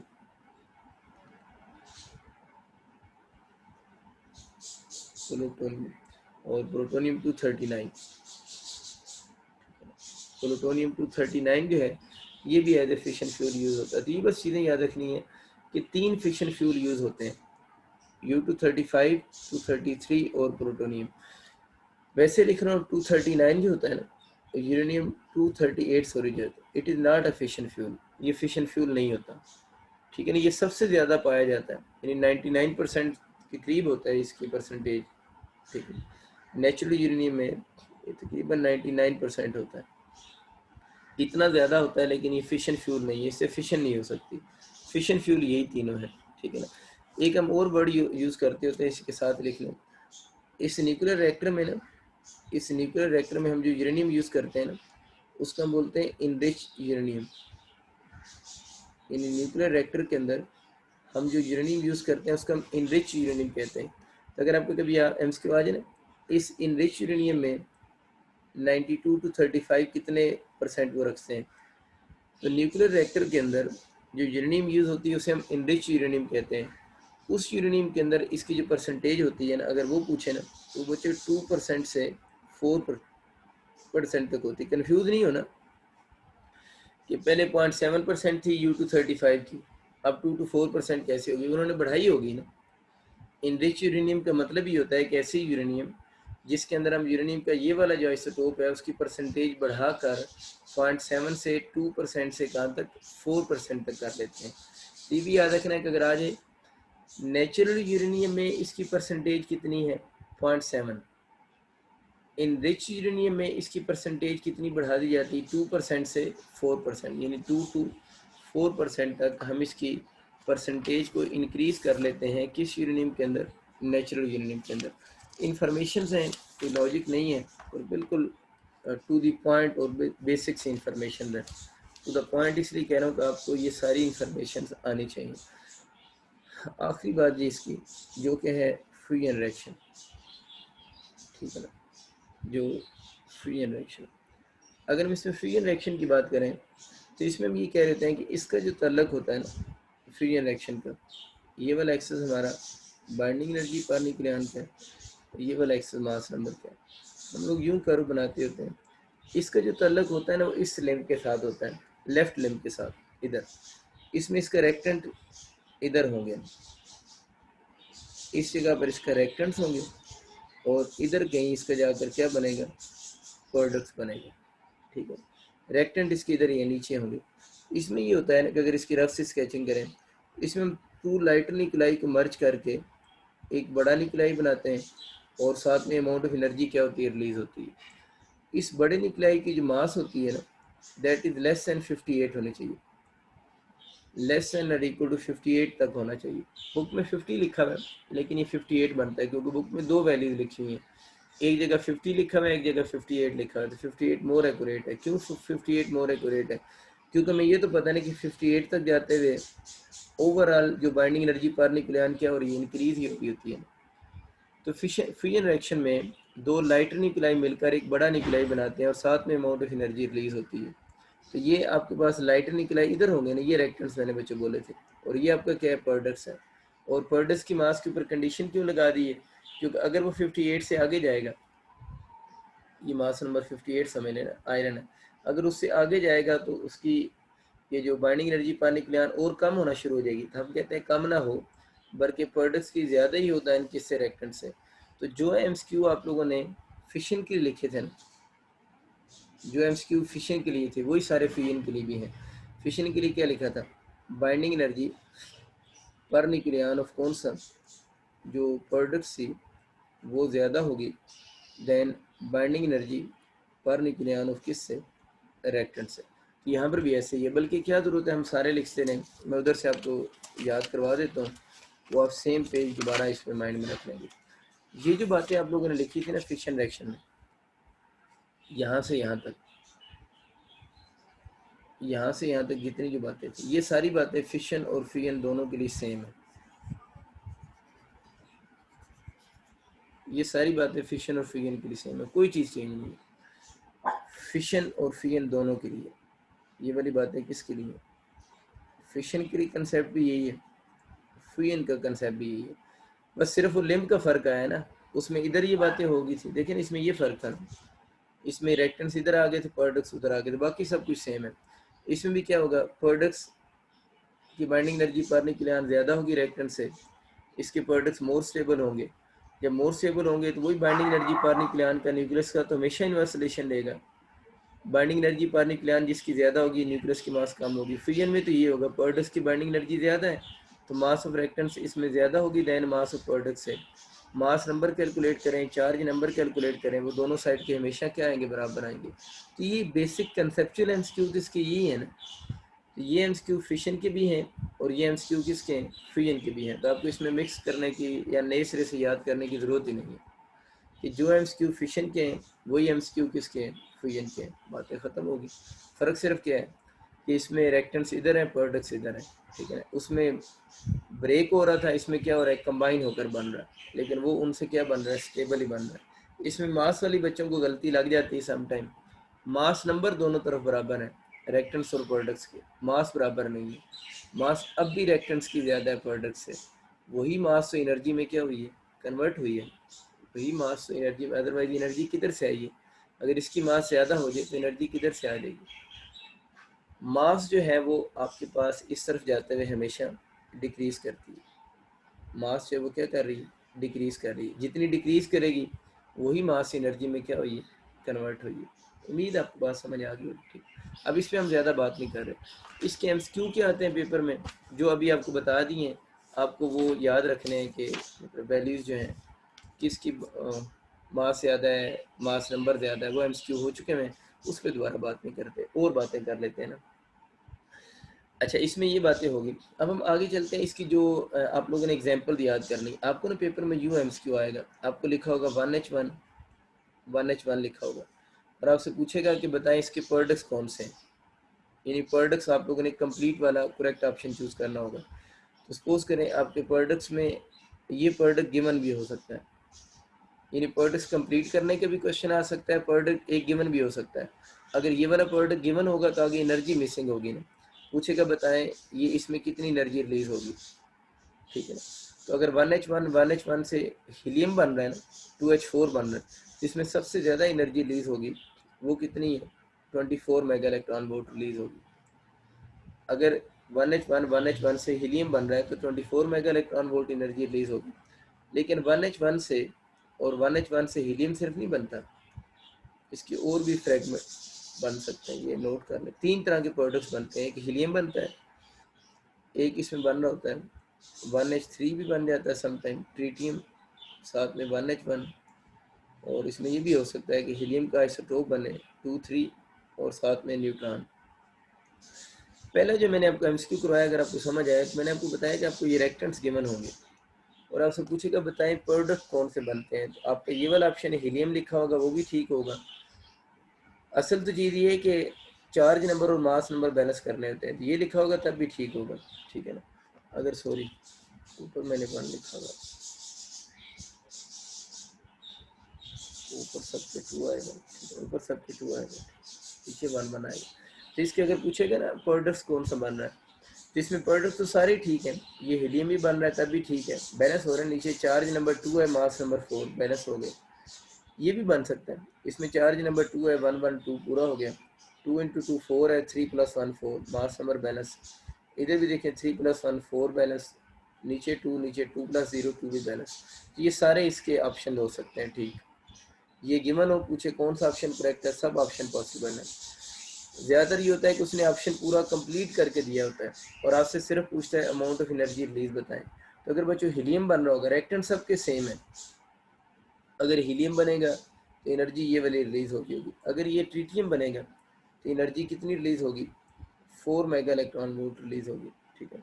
और अगर आपका हीलियम का ये आइसोटोप बन रहा है तो 3.3 मेगा इलेक्ट्रॉन वोल्ट की एनर्जी रिलीज होगी। अब सोच रहे होंगे कि एनर्जी इधर इतनी ज़्यादा है, इधर एनर्जी इतनी कम क्यों रिलीज हुई है। देखिए असल में अमाउंट ऑफ एनर्जी रिलीज होने का तल्लक किसके साथ है, जितने प्रोडक्ट्स मोर स्टेबल होंगे एज कम्पेयर टू किससे, रिएक्टेंट से, उतनी ज़्यादा एनर्जी रिलीज होगी, क्योंकि एनर्जी रिलीज का तल्लक इनके डिफरेंस के साथ है ना। Binding energy per nucleon of products में से माइनस करते हैं रिएक्टेंट्स को। अगर आपको याद हो तो मैंने टेबल में सिर्फ आपको याद करवाया था, जितने भी लाइटर न्यूक्लियाई हैं उनमें हीलियम सबसे एक्स्ट्रा स्टेबल है, पता है ना, वो कर्व को पीक पे जाके नीचे आता है। इसका मतलब कि लाइटर न्यूक्लियाई में हीलियम सबसे ज़्यादा स्टेबल है। तो जब हीलियम कभी प्रोडक्ट्स में 2He4 की फॉर्म में आएगा तो सबसे ज़्यादा एनर्जी देगा। उसके बाद अगर आपको याद हो तो मैंने बताया था 1H3 जो होता है उससे लेस स्टेबल होता है, बल्कि काफ़ी कम स्टेबल होता है ना 2He4 के मुकाबले में। तब रिएक्टेंट्स तो वही है, लेकिन प्रोडक्ट जो बना है उसकी स्टेबिलिटी बहुत कम है ना। है तो प्रोडक्ट की स्टेबिलिटी ज़्यादा रिएक्टेंट से ज़्यादा है, लेकिन इसके मुकाबले में तो बहुत कम है ना। तो मतलब यूँ समझने कि ये वाला जो पॉइंट है इस जगह की बजाय कहीं इधर आ गया रिएक्टेंट का, तो डिफरेंस कम हो गया है, तो एनर्जी रिलीज कम हो रही है। हीलियम 2He4 स्टेबल है, 2He3 स्टेबल नहीं है, 2He3 अनस्टेबल है एज कम्पेयर टू 2He4 के मुकाबले में। तभी देख रहे हैं अमाउंट ऑफ एनर्जी और क्या होगी, कम होगी। तो हीलियम खुद स्टेबल है 2He4 की फॉर्म में, 2He3 की फॉर्म में अगर उतना स्टेबल होता तो एनर्जी 24 ही देता ना। अब एनर्जी उससे भी 1H3 से भी कम होकर 3.3 होगी। तो थोड़ा सा याद रखना है कि ये सारा चक्कर इसका बाइंडिंग एनर्जी पर न्यूक्लियन में न्यूक्लियस की स्टेबिलिटी के साथ है। जितने प्रोडक्ट्स मोर स्टेबल होंगे उतनी ज़्यादा एनर्जी, जितने वो लेस स्टेबल होंगे उतनी लेस अमाउंट ऑफ एनर्जी क्या होगी, रिलीज होगी। 3 रिएक्शन तो इनकी एनर्जी आप याद रखेंगे। एक और रिएक्शन आप लोगों ने याद रखना है, ये पता ना, ड्यूट्रियम ड्यूट्रियम इसे बोलते हैं, 1:1:2 deuterium deuterium reaction, DD reaction भी इनको कहते हैं तीनों को ना, DD reactions. D mean deuterium deuterium reactions. ये 1H2 हो गया, और इसके साथ अगर 1H3 कंबाइन करते हैं, अब ये कौन सा हो जाएगा, ये DT रिएक्शन हो जाएगा, क्योंकि इसमें एक ड्यूट्रियम है और दूसरा कौन सा है, ट्रीटियम है। इस रिएक्शन के दौरान दोबारा आपका वो बनता है, ये हीलियम बन जाएगा और साथ में न्यूट्रॉन एमिट होगा, वो तो इक्वेशन बैलेंस कर देंगे, और प्लस 17.6 मेगा इलेक्ट्रॉन। अब बच्चे कहते हैं सर देखें आपने पहले कहा था हीलियम बनेगा 24 होगी, अब 24 से 17.6 होगी। देखें अब ये जो रिएक्टेंट्स हैं, लेकिन असल में ये डिफरेंस मैटर करता है ना, डिफरेंस कितना है। अब क्या हुआ, इसके रिएक्टेंट्स में पहले क्या था, 1H2 था ना, और 1H2 था, तो रिएक्टेंट्स की पीक इधर थी, नीचे थी। लेकिन जब इसके रिएक्टेंट्स में क्या आ गया, 1H3 आ गया, तो 1H2 से 1H3 ज़्यादा स्टेबल है, तो अब रिएक्टेंट्स की स्टेबिलिटी थोड़ी बढ़ गई है ना। प्रोडक्ट्स तो ठीक है अपनी जगह पर, यानी प्रोडक्ट्स की लाइन उधर ही रही है, यूँ समझो ना, प्रोडक्ट उधर ही रहा है, लेकिन रिएक्टेंट्स पहले अगर इस जगह पर थे तो 1H3 आ जाने से रिएक्टेंट थोड़ा ऊपर चला गया, तो डिफरेंस फिर भी तो क्या हो गया, थोड़ा सा कम ही हो गया ना। इसलिए एनर्जी 14 से कितनी होगी, 17.6 होगी, क्योंकि इसका जो रिएक्टेंट है वो थोड़ा ज़्यादा स्टेबल है। तो जब ओवरऑल उनका एवरेज निकालेंगे तो ये लाइन इस जगह की बजाय थोड़ी सी ऊपर चली जाएगी, थोड़ी सी ऊपर गई, प्रोडक्ट्स उधर ही है, वो तो 2He4 ही है ना, लेकिन डिफरेंस ओवरऑल क्या हो गया, थोड़ा सा कम हुआ है, तो एनर्जी रिलीज पहले से क्या होगी, कम होगी। ये इसके फेमस रिएक्शन है कि आपको रिएक्शन गिवन होंगे, और रिएक्शन देने के बाद आपसे पूछेगा कि बताएं अमाउंट ऑफ एनर्जी कितनी रिलीज हो रही है, तो आपको अमाउंट ऑफ एनर्जी बताना आनी चाहिए, ठीक है। अच्छा जी, इसके बाद अगर हम बात करते हैं तो वो है methods to perform fusion reactions. Methods to perform fusion reactions के फ्यूजन रिएक्शन परफॉर्म करवाने के मेथड कौन कौन से हैं। तो दो उसने मेथड लिखे हुए हैं, एक उसने मेथड लिखा, बस थोड़ा सा आप इसको माइंड में रखेंगे। एक है एक्सेलरेटर मेथड। असल में मसला ये है ना, जो मेथड हम पढ़ क्यों रहे हैं, थोड़ी सी मैं थ्योरी बताता हूँ। लेकिन अभी तो हम बड़ी आसानी से बात कर रहे हैं कि हम जनाब एक न्यूक्लियाई है और ये एक दूसरा न्यूक्लियाई है, इन दोनों न्यूक्लियाई को हम मर्ज कर रहे हैं। तो ये दोनों न्यूक्लियाई जब एक दूसरे के करीब आएंगे तो इन दोनों न्यूक्लियाई में कौन सी रिपल्शन होगी, इलेक्ट्रोस्टैटिक रिपल्शन तो होगी ना। यानी इन दोनों न्यूक्लियाई के दरम्यान में कौन सी रिपल्शन है, इलेक्ट्रोस्टैटिक रिपल्शन है। ये दोनों न्यूक्लियाई मर्ज होकर एक बड़े न्यूक्लियस में उस वक्त तक कन्वर्ट नहीं हो सकते जब तक आप इस इलेक्ट्रोस्टैटिक रिपल्शन को ओवरकम नहीं आ जाते, और ये इलेक्ट्रोस्टैटिक रिपल्शन बहुत हाई होती है। इसको ओवरकम करना इतना आसान नहीं होता जितना हम कह रहे हैं कि बस इसको मिलाया ये बन गया, इसको मिलाया ये बन गया। ये रिएक्शन इतना ईजी नहीं होता। तो इसको मिलाने के लिए आपको काफ़ी ज़्यादा एफर्ट करना पड़ती है, और उसके लिए आपको इनकी इलेक्ट्रोस्टैटिक रिपल्शन को ओवरकम करेंगे तो ये रिएक्शन परफॉर्म होगा। तो उनमें से method to perform fusion reaction में पहला मेथड होता है accelerator method. Accelerator method, accelerator नाम से ज़ाहिर है, इसके अंदर ये लाइट न्यूक्लियाई सपोज करें 1H1 1H2 रखा हुआ है, या 1H3 दूसरा रखा हुआ है, लाइट न्यूक्लियाई रखे हुए, एक 1H2 रखा, 1H3 रखा हुआ है। इस एक्सेलरेटर मेथड के अंदर इनको एक्सेलरेट करवाया जाता है। क्या करवाते हैं, एक्सेलरेट। एक्सेलरेट करवाने से इनकी काइनेटिक एनर्जी क्या हो रही होती है, इंक्रीज हो रही होती है। तो एक्सेलरेटर मेथड के अंदर जिन न्यूक्लियाई का भी इनका इनका ये जो भी लाइटर न्यूक्लियाई हैं जिनका फ्यूजन रिएक्शन करवाना होगा, उनको रख के उसके अंदर एक्सेलरेट करवाते जाएंगे। जब एक्सेलरेट करवाते जाएंगे तो उनकी काइनेटिक एनर्जी की वैल्यू इंक्रीज हो रही होगी। जब काइनेटिक एनर्जी की वैल्यू इंक्रीज हो रही होगी, जब वो sufficiently high kinetic energy gain कर लेंगे ना, फिर उनको एक दूसरे की तरफ थ्रो किया जाएगा। यानी जब ये भी बहुत हाई काइनेटिक एनर्जी गेन कर चुका होगा और ये भी बहुत हाई काइनेटिक एनर्जी गेन कर चुका होगा, फिर एक दूसरे को न्यूक्लाई को एक दूसरे की तरफ थ्रो करेंगे।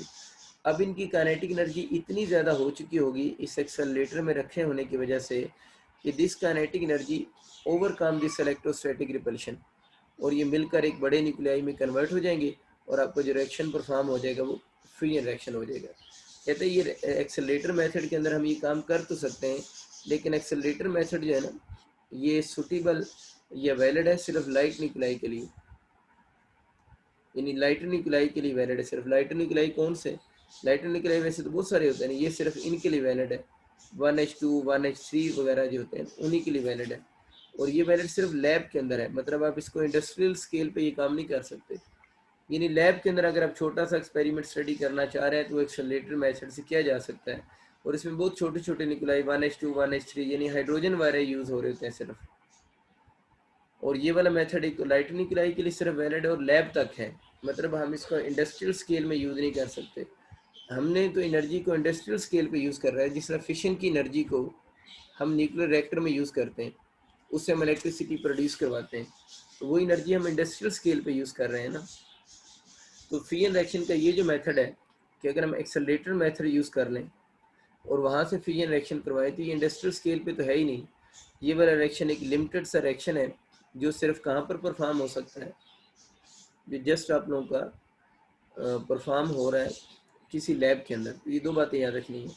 एक्सेलरेटर मेथड का एक तो नाम याद होना चाहिए, वैलिड है लाइट न्यूक्लियाई के लिए, और दूसरी बात लाइट न्यूक्लियाई में 1H2 1H3 के लिए वैलिड है, और लैब के अंदर है, इंडस्ट्रियल स्केल के लिए मेथड नहीं है। तो हमारे काम का फिर ये इतना नहीं है, क्योंकि हमें तो वो मेथड चाहिए जो इंडस्ट्रियल स्केल पे हो। फिर इसका एक और मेथड भी होता है, उस मेथड को हम कहते हैं थर्मोन्यूक्लियर मेथड। थर्मोन्यूक्लियर मेथड, इसके नाम से ज़रा इसमें कोई थर्म का चक्कर होगा। असल में मसला क्या है हमारा, हम लोगों ने इनलाइटन न्यूक्लियाई की इलेक्ट्रोस्टैटिक रिपल्शन को ओवरकम आना है ताकि मिलकर ये बड़ा न्यूक्लियस बनाए ना। इस मेथड के थर्मोन्यूक्लियर मेथड में ये किया जाता है, जो न्यूक्लियाई होते हैं ना, देर लाइटर न्यूक्लियाई जो होंगे, उन न्यूक्लियाई का इस मेथड में टेम्परेचर इंक्रीज़ करते हैं। यानी ये न्यूक्लियाई पड़े हुए ना, इनका टेम्परेचर इंक्रीज़ करते हैं। और वो कह रहे हैं कि अगर आप इनका टेम्परेचर इंक्रीज़ करते जाएँ और इनका टेम्परेचर अगर आपका 10 मिलियन सेंटीग्रेड हो जाए ना, ये नाम ले लेना तो 10 मिलियन का आसान है, करना तो बहुत मुश्किल होगा ना। कहते हैं कि अगर आप इन न्यूक्लियाई का टेम्परेचर इंक्रीज़ करते जाएँ और इन न्यूक्लियाई का टेम्परेचर आपका 10 मिलियन सेंटीग्रेड हो जाए, तो कहते हैं 10 मिलियन सेंटीग्रेड पे, हमें ये तो पता है ना टेम्परेचर का अगेन काइनेटिक एनर्जी के साथ डायरेक्ट रिलेशन होता है। तो इस 10 मिलियन सेंटीग्रेड पे इतनी ज़्यादा काइनेटिक एनर्जी गेन कर चुके होंगे, they combine to form a single nucleus, ये कंबाइन होकर एक सिंगल न्यूक्लियस बना लेंगे। अब ये जो 10 मिलियन सेंटीग्रेड टेम्परेचर है, ये भी तो अचीव नहीं हो सकता। ये तो, और हम चाय बना रहे हैं साथ में 10 मिलियन सेंटीग्रेड भी बना लें, तो ये तो अचीव ही नहीं हो रहा। ये वाला रिएक्शन, ये वाला जो टेम्परेचर अचीव होता है ना, ठीक है ना, ये हमें अचीव हो रहा होता है during the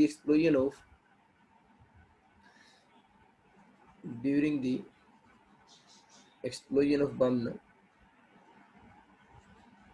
explosion of atom bomb for very short time। अंदाज़ा लगा लो क्या हो रहा है। कहते हैं कि अगर आप इतना हाई टेम्परेचर अचीव करना चाहते हैं तो 10 मिलियन सेंटीग्रेड वैसे अचीव ही नहीं होता। ये कब अचीव होगा? ये आपको अचीव होगा during the explosion of atom bomb for very short time. यानी एटम बम जो होता है ना, अगर आप उसको क्या करवाएं और उसको ब्लास्ट होगा ना, एटम बम का ब्लास्ट होगा, तो उस वक्त बहुत थोड़े से टाइम के लिए ये वाला टेम्परेचर अचीव होगा और ये रिएक्शन परफॉर्म हो सकता है। तो इन शॉर्ट पॉइंट पे यही कहता है कि असल में फ्यूजन रिएक्शन से एनर्जी तो बहुत ज़्यादा ऑब्टेंड हो रही है। यानी फ्यूजन रिएक्शन से एनर्जी तो बहुत ज़्यादा ऑब्टेंड होती है। आपके पास मैं चलिए थोड़ा सा लिख भी देता हूँ। जो फिशन रिएक्शन होता है ना, फिशन और फ्यूजन, ठीक है ना, फिशन रिएक्शन से जो आपको एनर्जी ऑब्टेंड होती है ना, जो एनर्जी ऑब्टेंड पर न्यूक्लियन में लिख रहा हूँ, जो एनर्जी ऑब्टेंड पर न्यूक्लियन होती है वो अप्रोक्सीमेट 0.9 मेगा इलेक्ट्रॉन वोल्ट होती है। या आप इसको कह सकते हैं 0.9 मेगा इलेक्ट्रॉन वोल्ट के अप्रोक्सीमेट हम बोलते हैं 1 मेगा इलेक्ट्रॉन वोल्ट एनर्जी आपको ऑब्टेन्ड होती है। फिशन रिएक्शन से आपको जो एनर्जी ऑब्टेन्ड हो रही है ना पर न्यूक्लियन, जो एनर्जी ऑब्टेन्ड हो रही है पर न्यूक्लियन वो ऑलमोस्ट 1 मेगा इलेक्ट्रॉन वोल्ट होती है। लेकिन जो फ्यूजन रिएक्शन होता है ना, फ्यूजन रिएक्शन से जो एनर्जी ऑब्टेन्ड हो रही थी पर न्यूक्लियन, एनर्जी जो ऑब्टेन्ड हो रही थी पर न्यूक्लियन, वो तकरीबन आपकी जो बन रही होती है वो बन रही होती है 6.4 मेगा इलेक्ट्रॉन वोल्ट। इसका मतलब ये है कि फ्यूजन रिएक्शन से जो एनर्जी ऑब्टेन्ड होती है पर न्यूक्लियन वो 6.4 मेगा इलेक्ट्रॉन वोल्ट है। तो फ्यूजन में जो एनर्जी ऑब्टेन्ड होती है वो अप्रोक्सीमेट जो एनर्जी ऑब्टेन्ड हो रही है, जो हमें एनर्जी ऑब्टेन्ड हो रही है वो 6 टाइम ग्रेटर है, 6 टाइम ग्रेटर है। इसमें approximate 1 mega electron volt energy obtained हो रही है, उसमें 6.4 mega electron volt energy obtained हो रही है पर न्यूक्लियन। ठीक है, तो एनर्जी ऑब्टेन्ड 6 टाइम ग्रेटर होगी किसमें, फ्यूजन में। तो फ्यूजन में एनर्जी 6 टाइम ज़्यादा ऑब्टेन्ड होती है एज कम्पेयर टू फिशन। लेकिन फ्यूजन का मसला आपके सामने है कि इस रिएक्शन को कंट्रोल वे से परफॉर्म करवा लेना अभी तक पॉसिबल नहीं है, जो हमारी बुक्स में बात लिखी हुई है। वैसे रिएक्शन इंडस्ट्रियल स्केल पे तो हो चुके हैं परफॉर्म। हम यही कहते हैं कि फ्यूजन रिएक्शन से एनर्जी कितनी 6 टाइम रफली मोर ऑब्टेन्ड हो रही है फिशन से, लेकिन इस रिएक्शन में जो वो परफॉर्म करवाना अभी तक जो है वो सक्सेसफुली पॉसिबल नहीं हुआ। इसलिए अभी तक जो हमारे जैसे कंट्रीज हैं वो सारे फिशन पे ही रिलाई कर रहे हैं, वो फ्यूजन पे रिलाई नहीं कर रहे। लेकिन इसमें एनर्जी रिलीज इससे ज़्यादा होती है फ्यूजन में per nucleon as compare to किस फिशन से। ये कंपैरिजन आप लोग याद रखेंगे। फ्यूजन हम पढ़ रहे हैं, इसमें हमें फ्यूजन जब पढ़ रहे होते हैं तो फ्यूजन रिएक्शन ऑन सन तो मस्त पढ़ना चाहिए। फ्यूजन रिएक्शन ऑन सन, तो फ्यूजन रिएक्शन ऑन सन की अगर हम बात करें तो वो आप लोगों ने इसमें रीड कर लेना कि फ्यूजन रिएक्शन ऑन सन जो हो रहा था, इसमें सन के बारे में थोड़ी सी इंफॉर्मेशन भी एक दो पहले याद रख लें। सन के बारे में 3 वर्ड उसने बुक में लिखे हुए हैं। पहला लिखा हुआ है कि सन जो है वो सन कंपोज में, सन की कंपोजिशन के बारे में, सन की कंपोजिशन के बारे में लिखा हुआ है।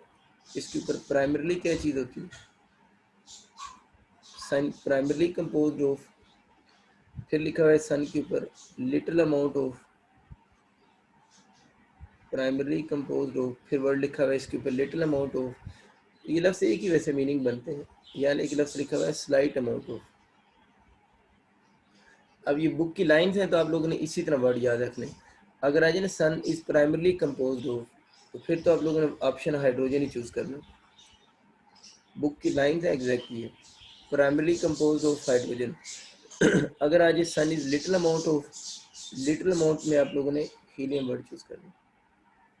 अगर स्लाइट अमाउंट का वर्ड यूज़ हो जाए तो आप चूज़ करेंगे other heavy elements, other heavy elements. अब ये ना कि सर ये स्लाइट और लिटिल में क्या फ़र्क है, बुक की लाइंस है बस। एमसीक्यू आएगा तो आप लोगों ने ख्याल रखना है, लिटिल में वर्ड यूज़ करेगा सन की जो कंपोजिशन है उसमें लिटिल अमाउंट हीलियम की है, प्राइमरली हाइड्रोजन है, और स्लाइट अमाउंट जो है वो अदर हैवी एलिमेंट्स हैं। ठीक है, जो सन की जो कोर है ना, सन की अगर हम कोर के टेम्परेचर की बात करें तो वो 20 मिलियन सेंटीग्रेड है। सन की जो कोर का टेम्परेचर है वो 20 मिलियन सेंटीग्रेड है। और इसकी जो सरफेस की अगर हम बात करें, इसकी सरफेस का जो टेम्परेचर बनता है वो 6000 सेंटीग्रेड है। इंफॉर्मेशन अगेन कि सन की कोर का टेम्परेचर 20 मिलियन सेंटीग्रेड, और सन की सरफेस की अगर बात कर रहे हैं तो इसकी जो सरफेस का टेम्परेचर होगा वो 6000 सेंटीग्रेड होगा, अगर हम इसके सरफेस की टेम्परेचर की बात करें। अभी जो मैं बातें चंद कर रहा हूँ वो सारी सन के लिए ही है। अच्छा, इसके बाद बच्चों आप लोगों ने याद रखना है कि सन के ऊपर जो रिएक्शन हो रहे हैं वो पीपी रिएक्शन हो रहे हैं। अगर पूछते हैं सन के ऊपर रिएक्शन कौन से हो रहे हैं, पीपी रिएक्शन है। अगर पीपी रिएक्शन में फर्दर पूछते हैं तो फिजन रिएक्शन तो है ही नहीं। पीपी रिएक्शन में ये आपके पास प्रोटॉन प्रोटियम प्रोटियम रिएक्शन कह लो, प्रोटियम प्रोटियम रिएक्शन, इसको प्रोटियम प्रोटियम रिएक्शन भी कहते हैं, इसको प्रोटॉन प्रोटॉन या इसको फ्यूजन रिएक्शन भी कहते हैं। फ्यूजन तो जनरल नेम है कि सन के ऊपर फिशन हो रही है, फ्यूजन हो रही है। हम बोलते हैं सन के ऊपर फ्यूजन हो रही है। फिर पूछते हैं फ्यूजन में कौन सा रिएक्शन हो रहा है। फ्यूजन तो बहुत सारे होते हैं, उनमें पीपी रिएक्शन हो रहे हैं। तो PP is a type of fusion reaction, protium protium reaction. जिस तरह पहले डी डी रिएक्शन पढ़ाए थे, डी टी रिएक्शन पढ़ाए थे, इस तरह पीपी रिएक्शन है ना। और अगर साइकिल पूछता है तो इसको प्रोटॉन प्रोटॉन साइकिल भी बोलते हैं ना, प्रोटॉन प्रोटॉन साइकिल। तो ये यूँ समझ लें कि फ्यूजन रिएक्शन के डिफरेंट नेम है ना, ठीक है। इसको पीपी रिएक्शन भी बोलते हैं, इसको प्रोटॉन प्रोटॉन साइकिल भी बोलते हैं, ठीक है। फिर वो पूछ रहा होता है कि इस प्रोटॉन प्रोटॉन साइकिल में, प्रोटॉन प्रोटॉन साइकिल में आप लोगों ने याद रखना है 6 प्रोटॉन्स टेक पार्ट। अगर पूछते हैं इस रिएक्शन में प्रोटॉन प्रोटॉन साइकिल में कितने प्रोटॉन से टेक पार्ट करेंगे, टेक पार्ट वर्ड यूज होगा, मैंने एग्जैक्ट बुक वाला वर्ड लिखा है। 6 प्रोटॉन इसमें हिस्सा लेते हैं। और इसमें आप लोगों ने याद रखना है कि 4 प्रोटॉन यूज हो जाएंगे, इसमें 4 प्रोटॉन यूज होते हैं। अगर पूछते हैं प्रोटॉन प्रोटॉन साइकिल में कितने प्रोटॉन हिस्सा लेते हैं रिएक्शन में, 6 प्रोटॉन, यूज कितने हो जाते हैं, 4 प्रोटॉन यूज हो जाते हैं। मैं सन के ऊपर जो रिएक्शन हो रहा है वो लिखता भी हूँ। सन के ऊपर ये हो रहा है कि ये प्रोटियम या प्रोटॉन कह लें, प्रोटॉन प्रोटॉन के साथ मिला, इस प्रोटॉन के साथ मिला, तो इससे एक ड्यूट्रॉन बना है, साथ में पॉजिटिव बीटा पार्टिकल बना है, और साथ में कुछ एनर्जी रिलीज हुई है। प्रोटॉन प्रोटॉन मिले, ड्यूट्रॉन बना, साथ में पॉजिटिव बीटा पार्टिकल और कुछ एनर्जी रिलीज हुई है। हमें ये समझ आ गया कि इस 1H2 को बनाने में कितने प्रोटॉन लग गए, 2 प्रोटॉन लग गए। अब मैं आगे लिख रहा हूँ 1H2 प्लस 1H2 लिख रहा हूँ। इसका मतलब ये हुआ इस एक H2 को बनाने में 2 प्रोटॉन लग गए, इस 1H2 को बनाने में 2 प्रोटॉन लग गए, तो टोटल कितने प्रोटॉन लगे, 4 प्रोटॉन यूज हो चुके हैं। और 4 प्रोटॉन अभी लग चुके हैं, और 4 प्रोटॉन से ये बना है हीलियम बना, ये सॉरी हीलियम 2He3 प्लस इसमें गैमा रेज है और कुछ एनर्जी रिलीज हुई है। इसका मतलब ये कि जब ये चीज़ बनी है इस वक्त तक हीलियम बनने तक कितने प्रोटॉन कंट्रीब्यूट कर चुके हैं, 4 प्रोटॉन रिएक्शन में टेक पार्ट कर चुके हैं। 4 कैसे बने, एक से इससे 2 प्रोटॉन, इसके 2, तो 4 प्रोटॉन बन चुके हैं। अब आप आगे ये काम करेंगे कि हीलियम आप लोगों ने लिया 2He3, सॉरी 4 प्रोटॉन कह रहा हूँ, ये 1H1 हो गई, 1H2 नहीं होगा, ये 1H2 के साथ 1H1 है। तो इस तक 3 प्रोटॉन टेक पार्ट रिएक्शन में कर चुके हैं। क्या बनाने के लिए, 1H2 बनना, एक बना ना 1H2, इसमें 2 प्रोटॉन, फिर आगे 1H1, तो ये जब बना तो 2 हो गया, ये 2 + 1 3 हो गया, तो 3 प्रोटॉन इसको बनाने में यूज हो जाते हैं। अब एक को बनाने में 3 यूज हुआ है, 2He3 अब मैंने लिखा है, अब दोबारा लिख रहा हूँ 2He3।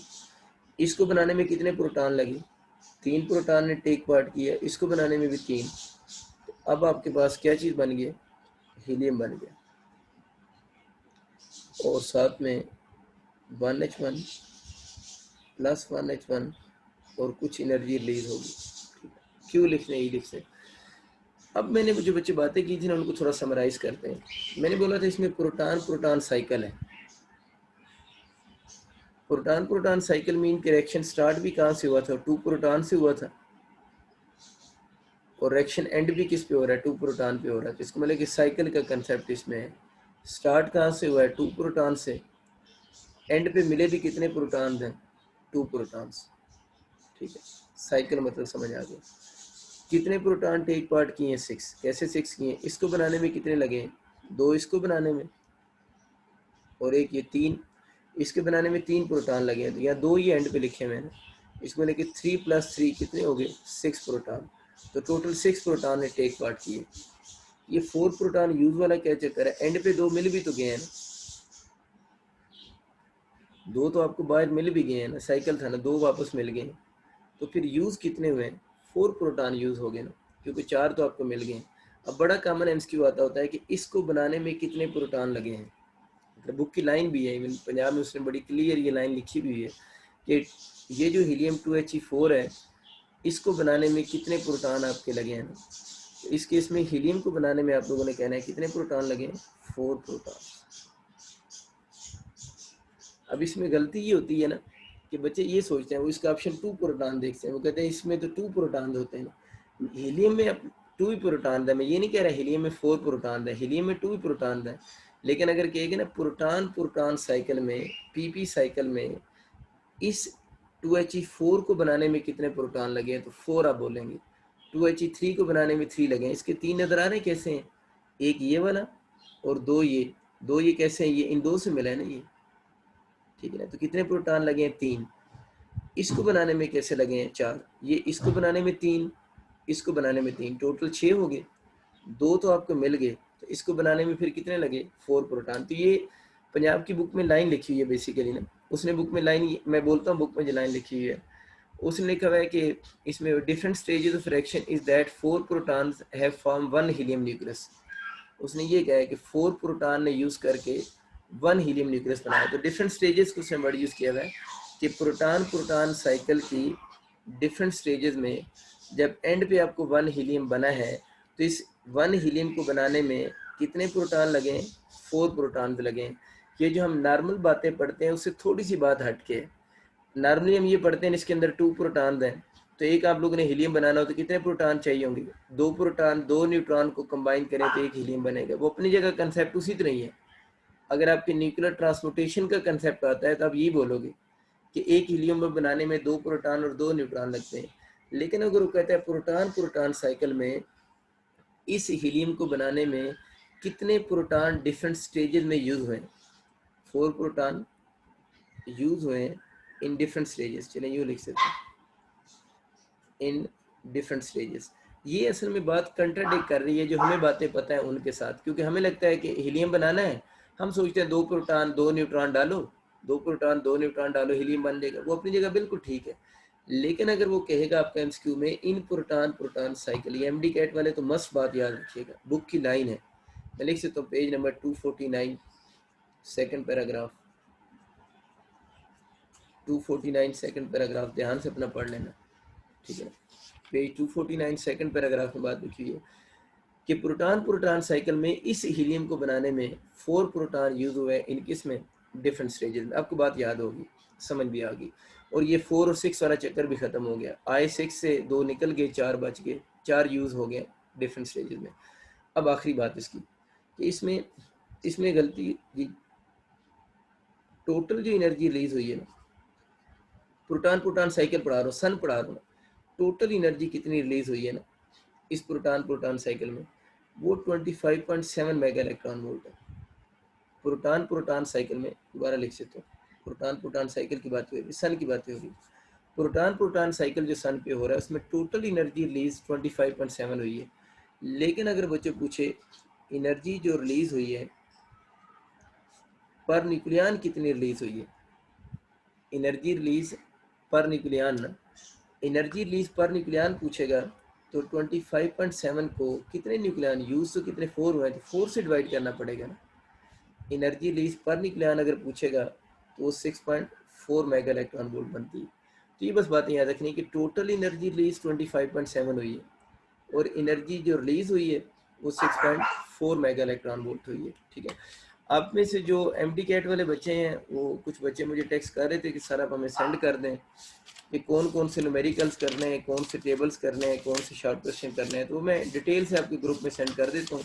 बस आखिरी जो चीज़ आप एमडी कैट वाले बच्चों ने करनी है ना, ये जो आपकी बुक का पेज नंबर, ये 2 पेजेस है ना, मैं दिखा भी रहा हूँ, ये जो 2 पेजेस हैं, 220 पेज और 221 पेज, इन 2 पेजेस को आप लोगों ने एक दफ़ा थोड़ा सा रीड कर लेना। यानी पेज नंबर 220, 220 और 221, इन 2 पेजेस को आप लोगों ने थोड़ा सा एक दफ़ा रीड कर लेना है। इन पेजेस को वैसे मैंने आपको करवा तो दिया हुआ है, इनमें से जो छोटी छोटी बातें हैं, लेकिन क्योंकि उसने बुक में लिखा हुआ है ना यूएचएस में कि एटॉमिक न्यूक्लियस वगैरह का आपको आइडिया होना चाहिए, तो एक दफ़ा आप लोगों ने इसको देख भी लेना है। क्योंकि मैंने आपको कहा था 9:30 तक क्लास होगी, तभी 8-9 मिनट है, तो मैं ये 2 पेजेस आपको जल्दी से रिवाइज भी करवा देता हूँ ना, ताकि आप ये ना हो कि इन पेजेस में अजीब सी चीज़ें ढूंढते रहना। ये जहाँ से आपका 220 पेज शुरू हो रहा है ना, वहाँ पर उसने एक एमसीक्यू लिखा हुआ है न्यूक्लियर मॉडल के बारे में ना, कि जो न्यूक्लियर मॉडल था, ये मैं रिवाइज करवा देता हूँ पेजेस आप पे, 220 भी रिवाइज करवा रहा हूँ, 220 का फर्स्ट पैराग्राफ, ठीक है। इसमें एमसीक्यू लिखा हुआ है कि इस न्यूक्लियर मॉडल को जो डेवलप की बात उसने की है कि जो न्यूक्लियर मॉडल है उसको डेवलप किसने किया था। इस बंदे का आप लोगों ने नाम याद रखना है, तो वो आप लोगों ने याद रखना है रदरफोर्ड है। इसको कंप्लीट नाम लिख सकते हैं रदरफोर्ड। इन्फॉर्मेशन अभी मैंने पढ़ा रहा हूँ, इनमें कोई लॉजिक नहीं है। तो इसको जो न्यूक्लियर मॉडल को डेवलप किया था वो रदरफोर्ड ने डेवलप किया था, ठीक है ना। अच्छा, इसके बाद आप लोगों ने याद रखना है कि 1920 में रदरफोर्ड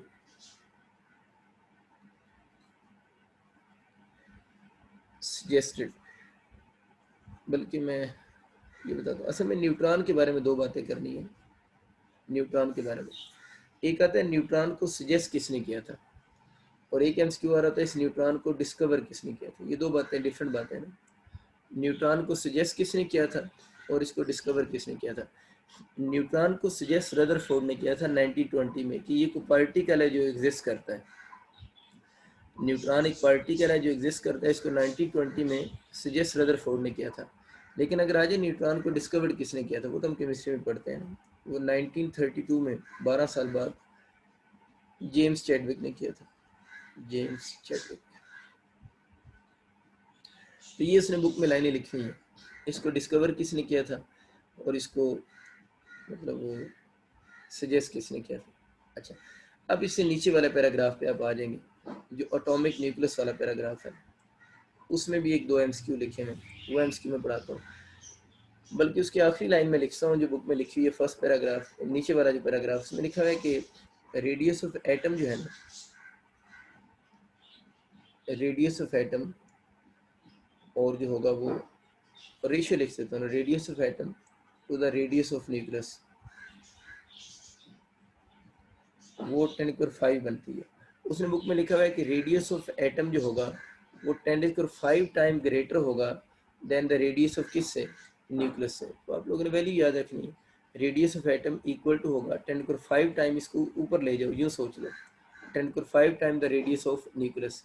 एमसीक्यू में वो रेशियो पूछेगा ना, रेडियस ऑफ एटम की रेडियस ऑफ न्यूक्लियस का रेशियो बता दो, तो वो रेशियो आप लोगों ने 10⁵ रेशियो याद रखनी है। एक और आप पंजाब के बच्चे एक पेज नोट कर लें, उसमें ना डिफरेंट चीज़ों के साइज लिखे हुए हैं। पेज नंबर 225 पे ना एग्जैक्ट साइज लिखे हुए हैं। ये मैं आपको दिखाता हूँ पेज, आप इधर से याद करेंगे, ये पेज है वो, पेज नंबर 225 पे ना उसने, सॉरी 255 है ना, 25 पे 255 पेज पे उसने ये साइज लिखे हुए हैं। मालिक्यूल का साइज कितना होता है यहाँ पर उसने बताया, मालिक्यूल का साइज 10⁻⁹ होता है, एटम का साइज 10⁻⁻10 होता है, न्यूक्लियस का साइज 10⁻⁻10 टू -15 होता है। उसके बाद न्यूट्रॉन या प्रोटॉन का साइज भी 10⁻⁻15 का लिखा हुआ है। क्वार्क का साइज उसने लिखा हुआ है <18। तो ये जो टेबल है ना, ये आप लोगों ने थोड़ा सा याद रखना है। मालिक्यूल का साइज -9, एटम का साइज -10, न्यूक्लियस का साइज -15 टू -14, न्यूट्रॉन का साइज -15 और क्वार्क का साइज <18। तो ये जो लड़की वो नोट सेंड करती है ना, इनके सारों के ना वो लिख के मुझे सेंड करना, ताकि वो, क्योंकि केपी के वाले बच्चों के पास ये बुक होगी नहीं, तो ये एमसीक्यू तो सबके लिए है ना, ये फिर मुझे लिख के सेंड कर देना ना वो एग्जैक्ट इनके साइज़ क्या होते हैं, ताकि जब ग्रुप में नोट्स शेयर करें तो उनके पास ये नोट्स वगैरह हो सबके पास में। अच्छा, ये आपको समझ आ गया कि ये एक इन्फॉर्मेशन बेस्ड एमसीक्यू था, ये आप लोगों ने याद रखना है, ठीक है ना। इसके बाद जो नीचे पैराग्राफ लिखे हैं वो मैं आपको करवा चुका हूँ। उसमें ये लिखा हुआ है mass of proton, mass of neutron, mass of electron kilogram में कितनी होती है, उनकी मासेस जो है वो उसमें कितनी होती हैं अपने में, एटॉमिक मास यूनिट की फॉर्म में क्या होती है वो आपको याद करवा चुके हैं। बाकी आगे लिखा हुआ है कि आप लोगों ने न्यूट्रॉन कैसे कैलकुलेट करते हैं, तो मास नंबर में से एटॉमिक नंबर को माइनस करें तो हमारे पास नंबर ऑफ न्यूट्रॉन आ जाते हैं। ये आपको याद है सारी बातें।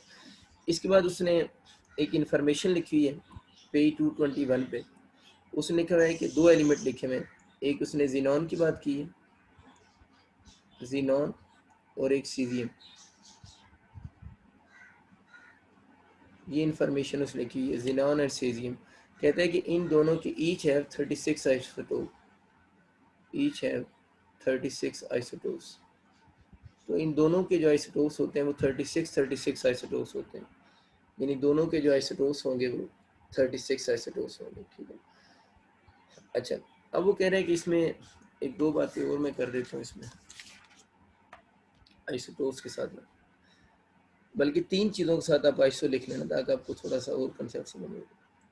तीन चीज़ों के साथ हम आइसो लिख सकते हैं, बस आखिरी बात है इसकी। एक हमारे पास होते हैं आइसोटोप,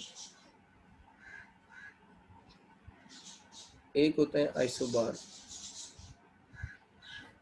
और एक होते हैं आइसोटोन। केमिस्ट्री में वो आइसोमर्स वगैरह भी पढ़ते हैं, वो जो स्ट्रक्चर के साथ लिंक होते हैं, हमारा उसके साथ तल्लुक कोई नहीं। आइसोटोप होते हैं element of same element, atoms of same element कहना चाहिए, एटम्स ऑफ सेम एलिमेंट होते हैं, ये आइसोटोप होते हैं। यानी एटम्स ऑफ सेम एलिमेंट जो होंगे उनको हम आइसोटोप बोलते हैं।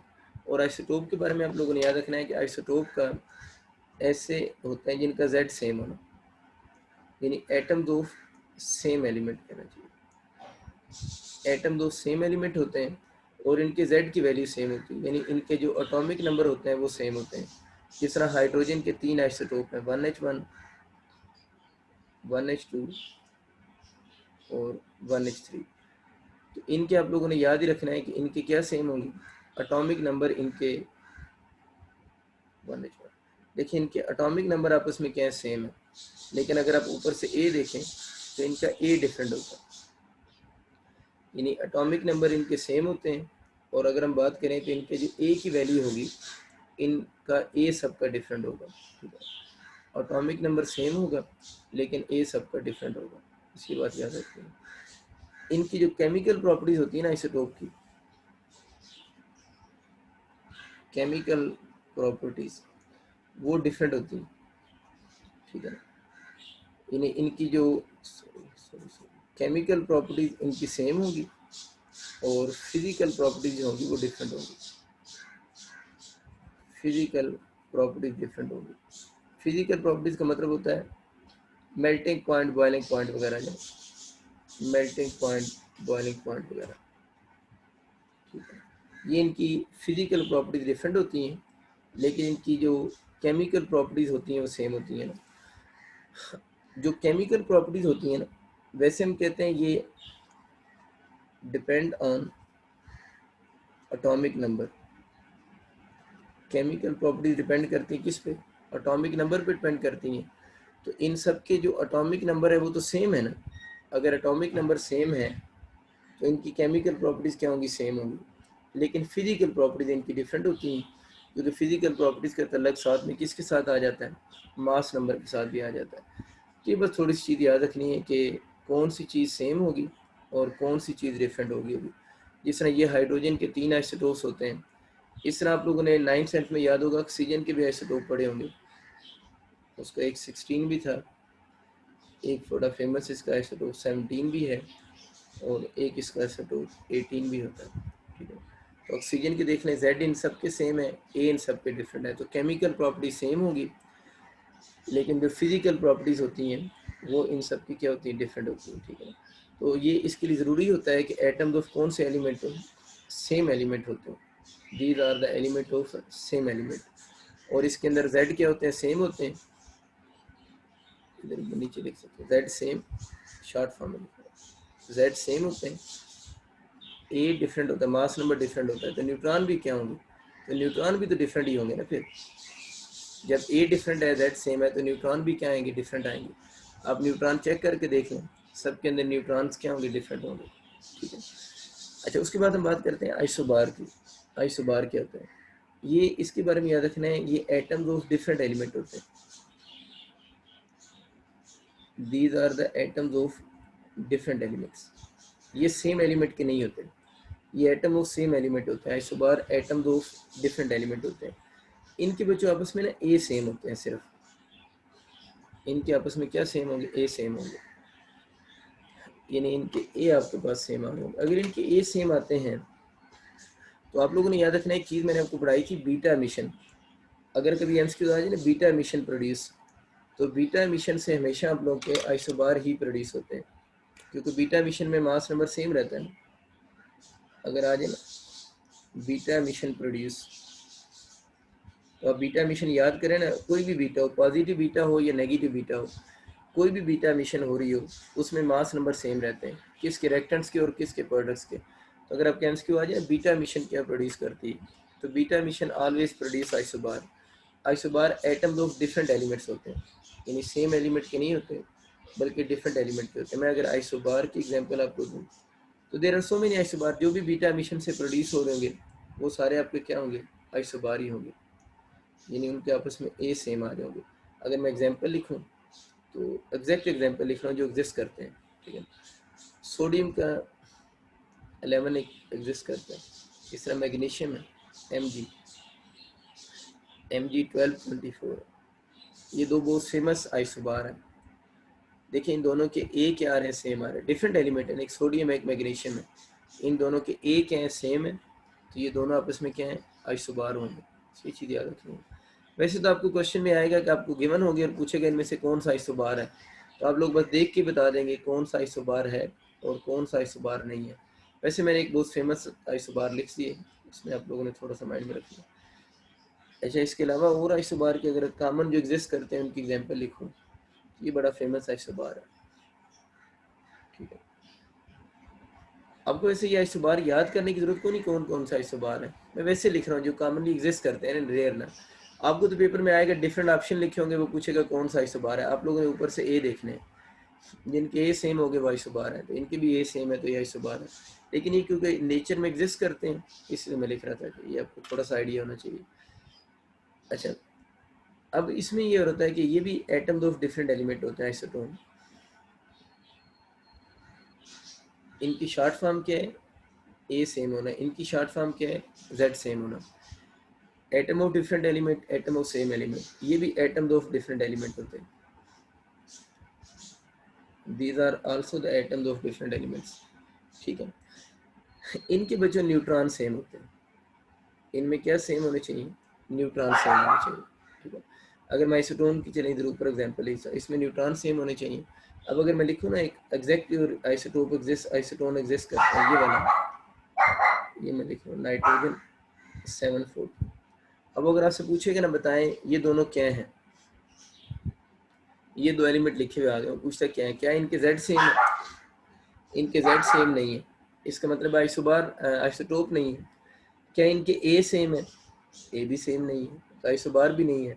तो फिर आप लोग को एंड पे चेक करना होता है कि न्यूट्रॉन तो सेम नहीं होगा, न्यूट्रॉन सेम होंगे तो आइसोटोन होंगे। न्यूट्रॉन निकलते कैसे हैं, न्यूट्रॉन निकालने का तरीका होता है ए माइनस एन। अब अगर हम इधर साइड पे कर दे तो है तो खिचड़ी मचड़ी वैसे, इसके 13 में से 6 को क्या करो, माइनस करो, 13 माइनस 6 कितना हो जाएगा, 7 न्यूट्रॉन, इसमें 7 है, कार्बन में 7 न्यूट्रॉन है।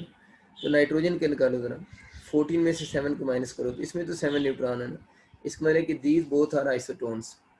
तो ज़्यादातर एमसीक्यू आइसोटोन का आता है, ऑप्शन गिवन होते हैं, वो पूछता है ये क्या है, तो ये ना आइसोटोप बन रहे हैं ना आइसोबार बन रहे हैं। लेकिन इसको इसमें से माइनस करें, इसको इसमें माइनस करें तो न्यूट्रॉन निकल आएंगे, ए माइनस जेड, तो दोनों के न्यूट्रॉन सेम है। अगर दोनों के न्यूट्रॉन सेम है तो इसका मतलब है दोनों के आइसोटोन्स हैं। बस ये थोड़ी सी एंड पे ये बातें याद रखनी कि एक आइसोटोप होते हैं, आइसोबार होते हैं, आइसोटोन होते हैं। कंसर्न थोड़ा सा आइसोटोप के साथ है, ज़्यादा नहीं है। कोर्स में आइसोटोप का टॉपिक अगर होता तो मैं बहुत लंबी बात करता है इस पर ना, क्योंकि आइसोटोप बहुत बड़ा टॉपिक है वैसे, लेकिन हमने थोड़ा थोड़ा सा मैंने इंट्रोडक्शन करवा दी है, क्योंकि वो जेड सेम शेम की बातें करनी थी वो होगी। आइसोबार को इसलिए पढ़ा दिया कि बीटा मिशन की बात हो रही है, तो बेचारा आइसोटोन कहेगा मुझे क्यों नहीं पढ़ाया, इसलिए थोड़ी सी बात इसकी भी साथ में कर दी, ठीक है।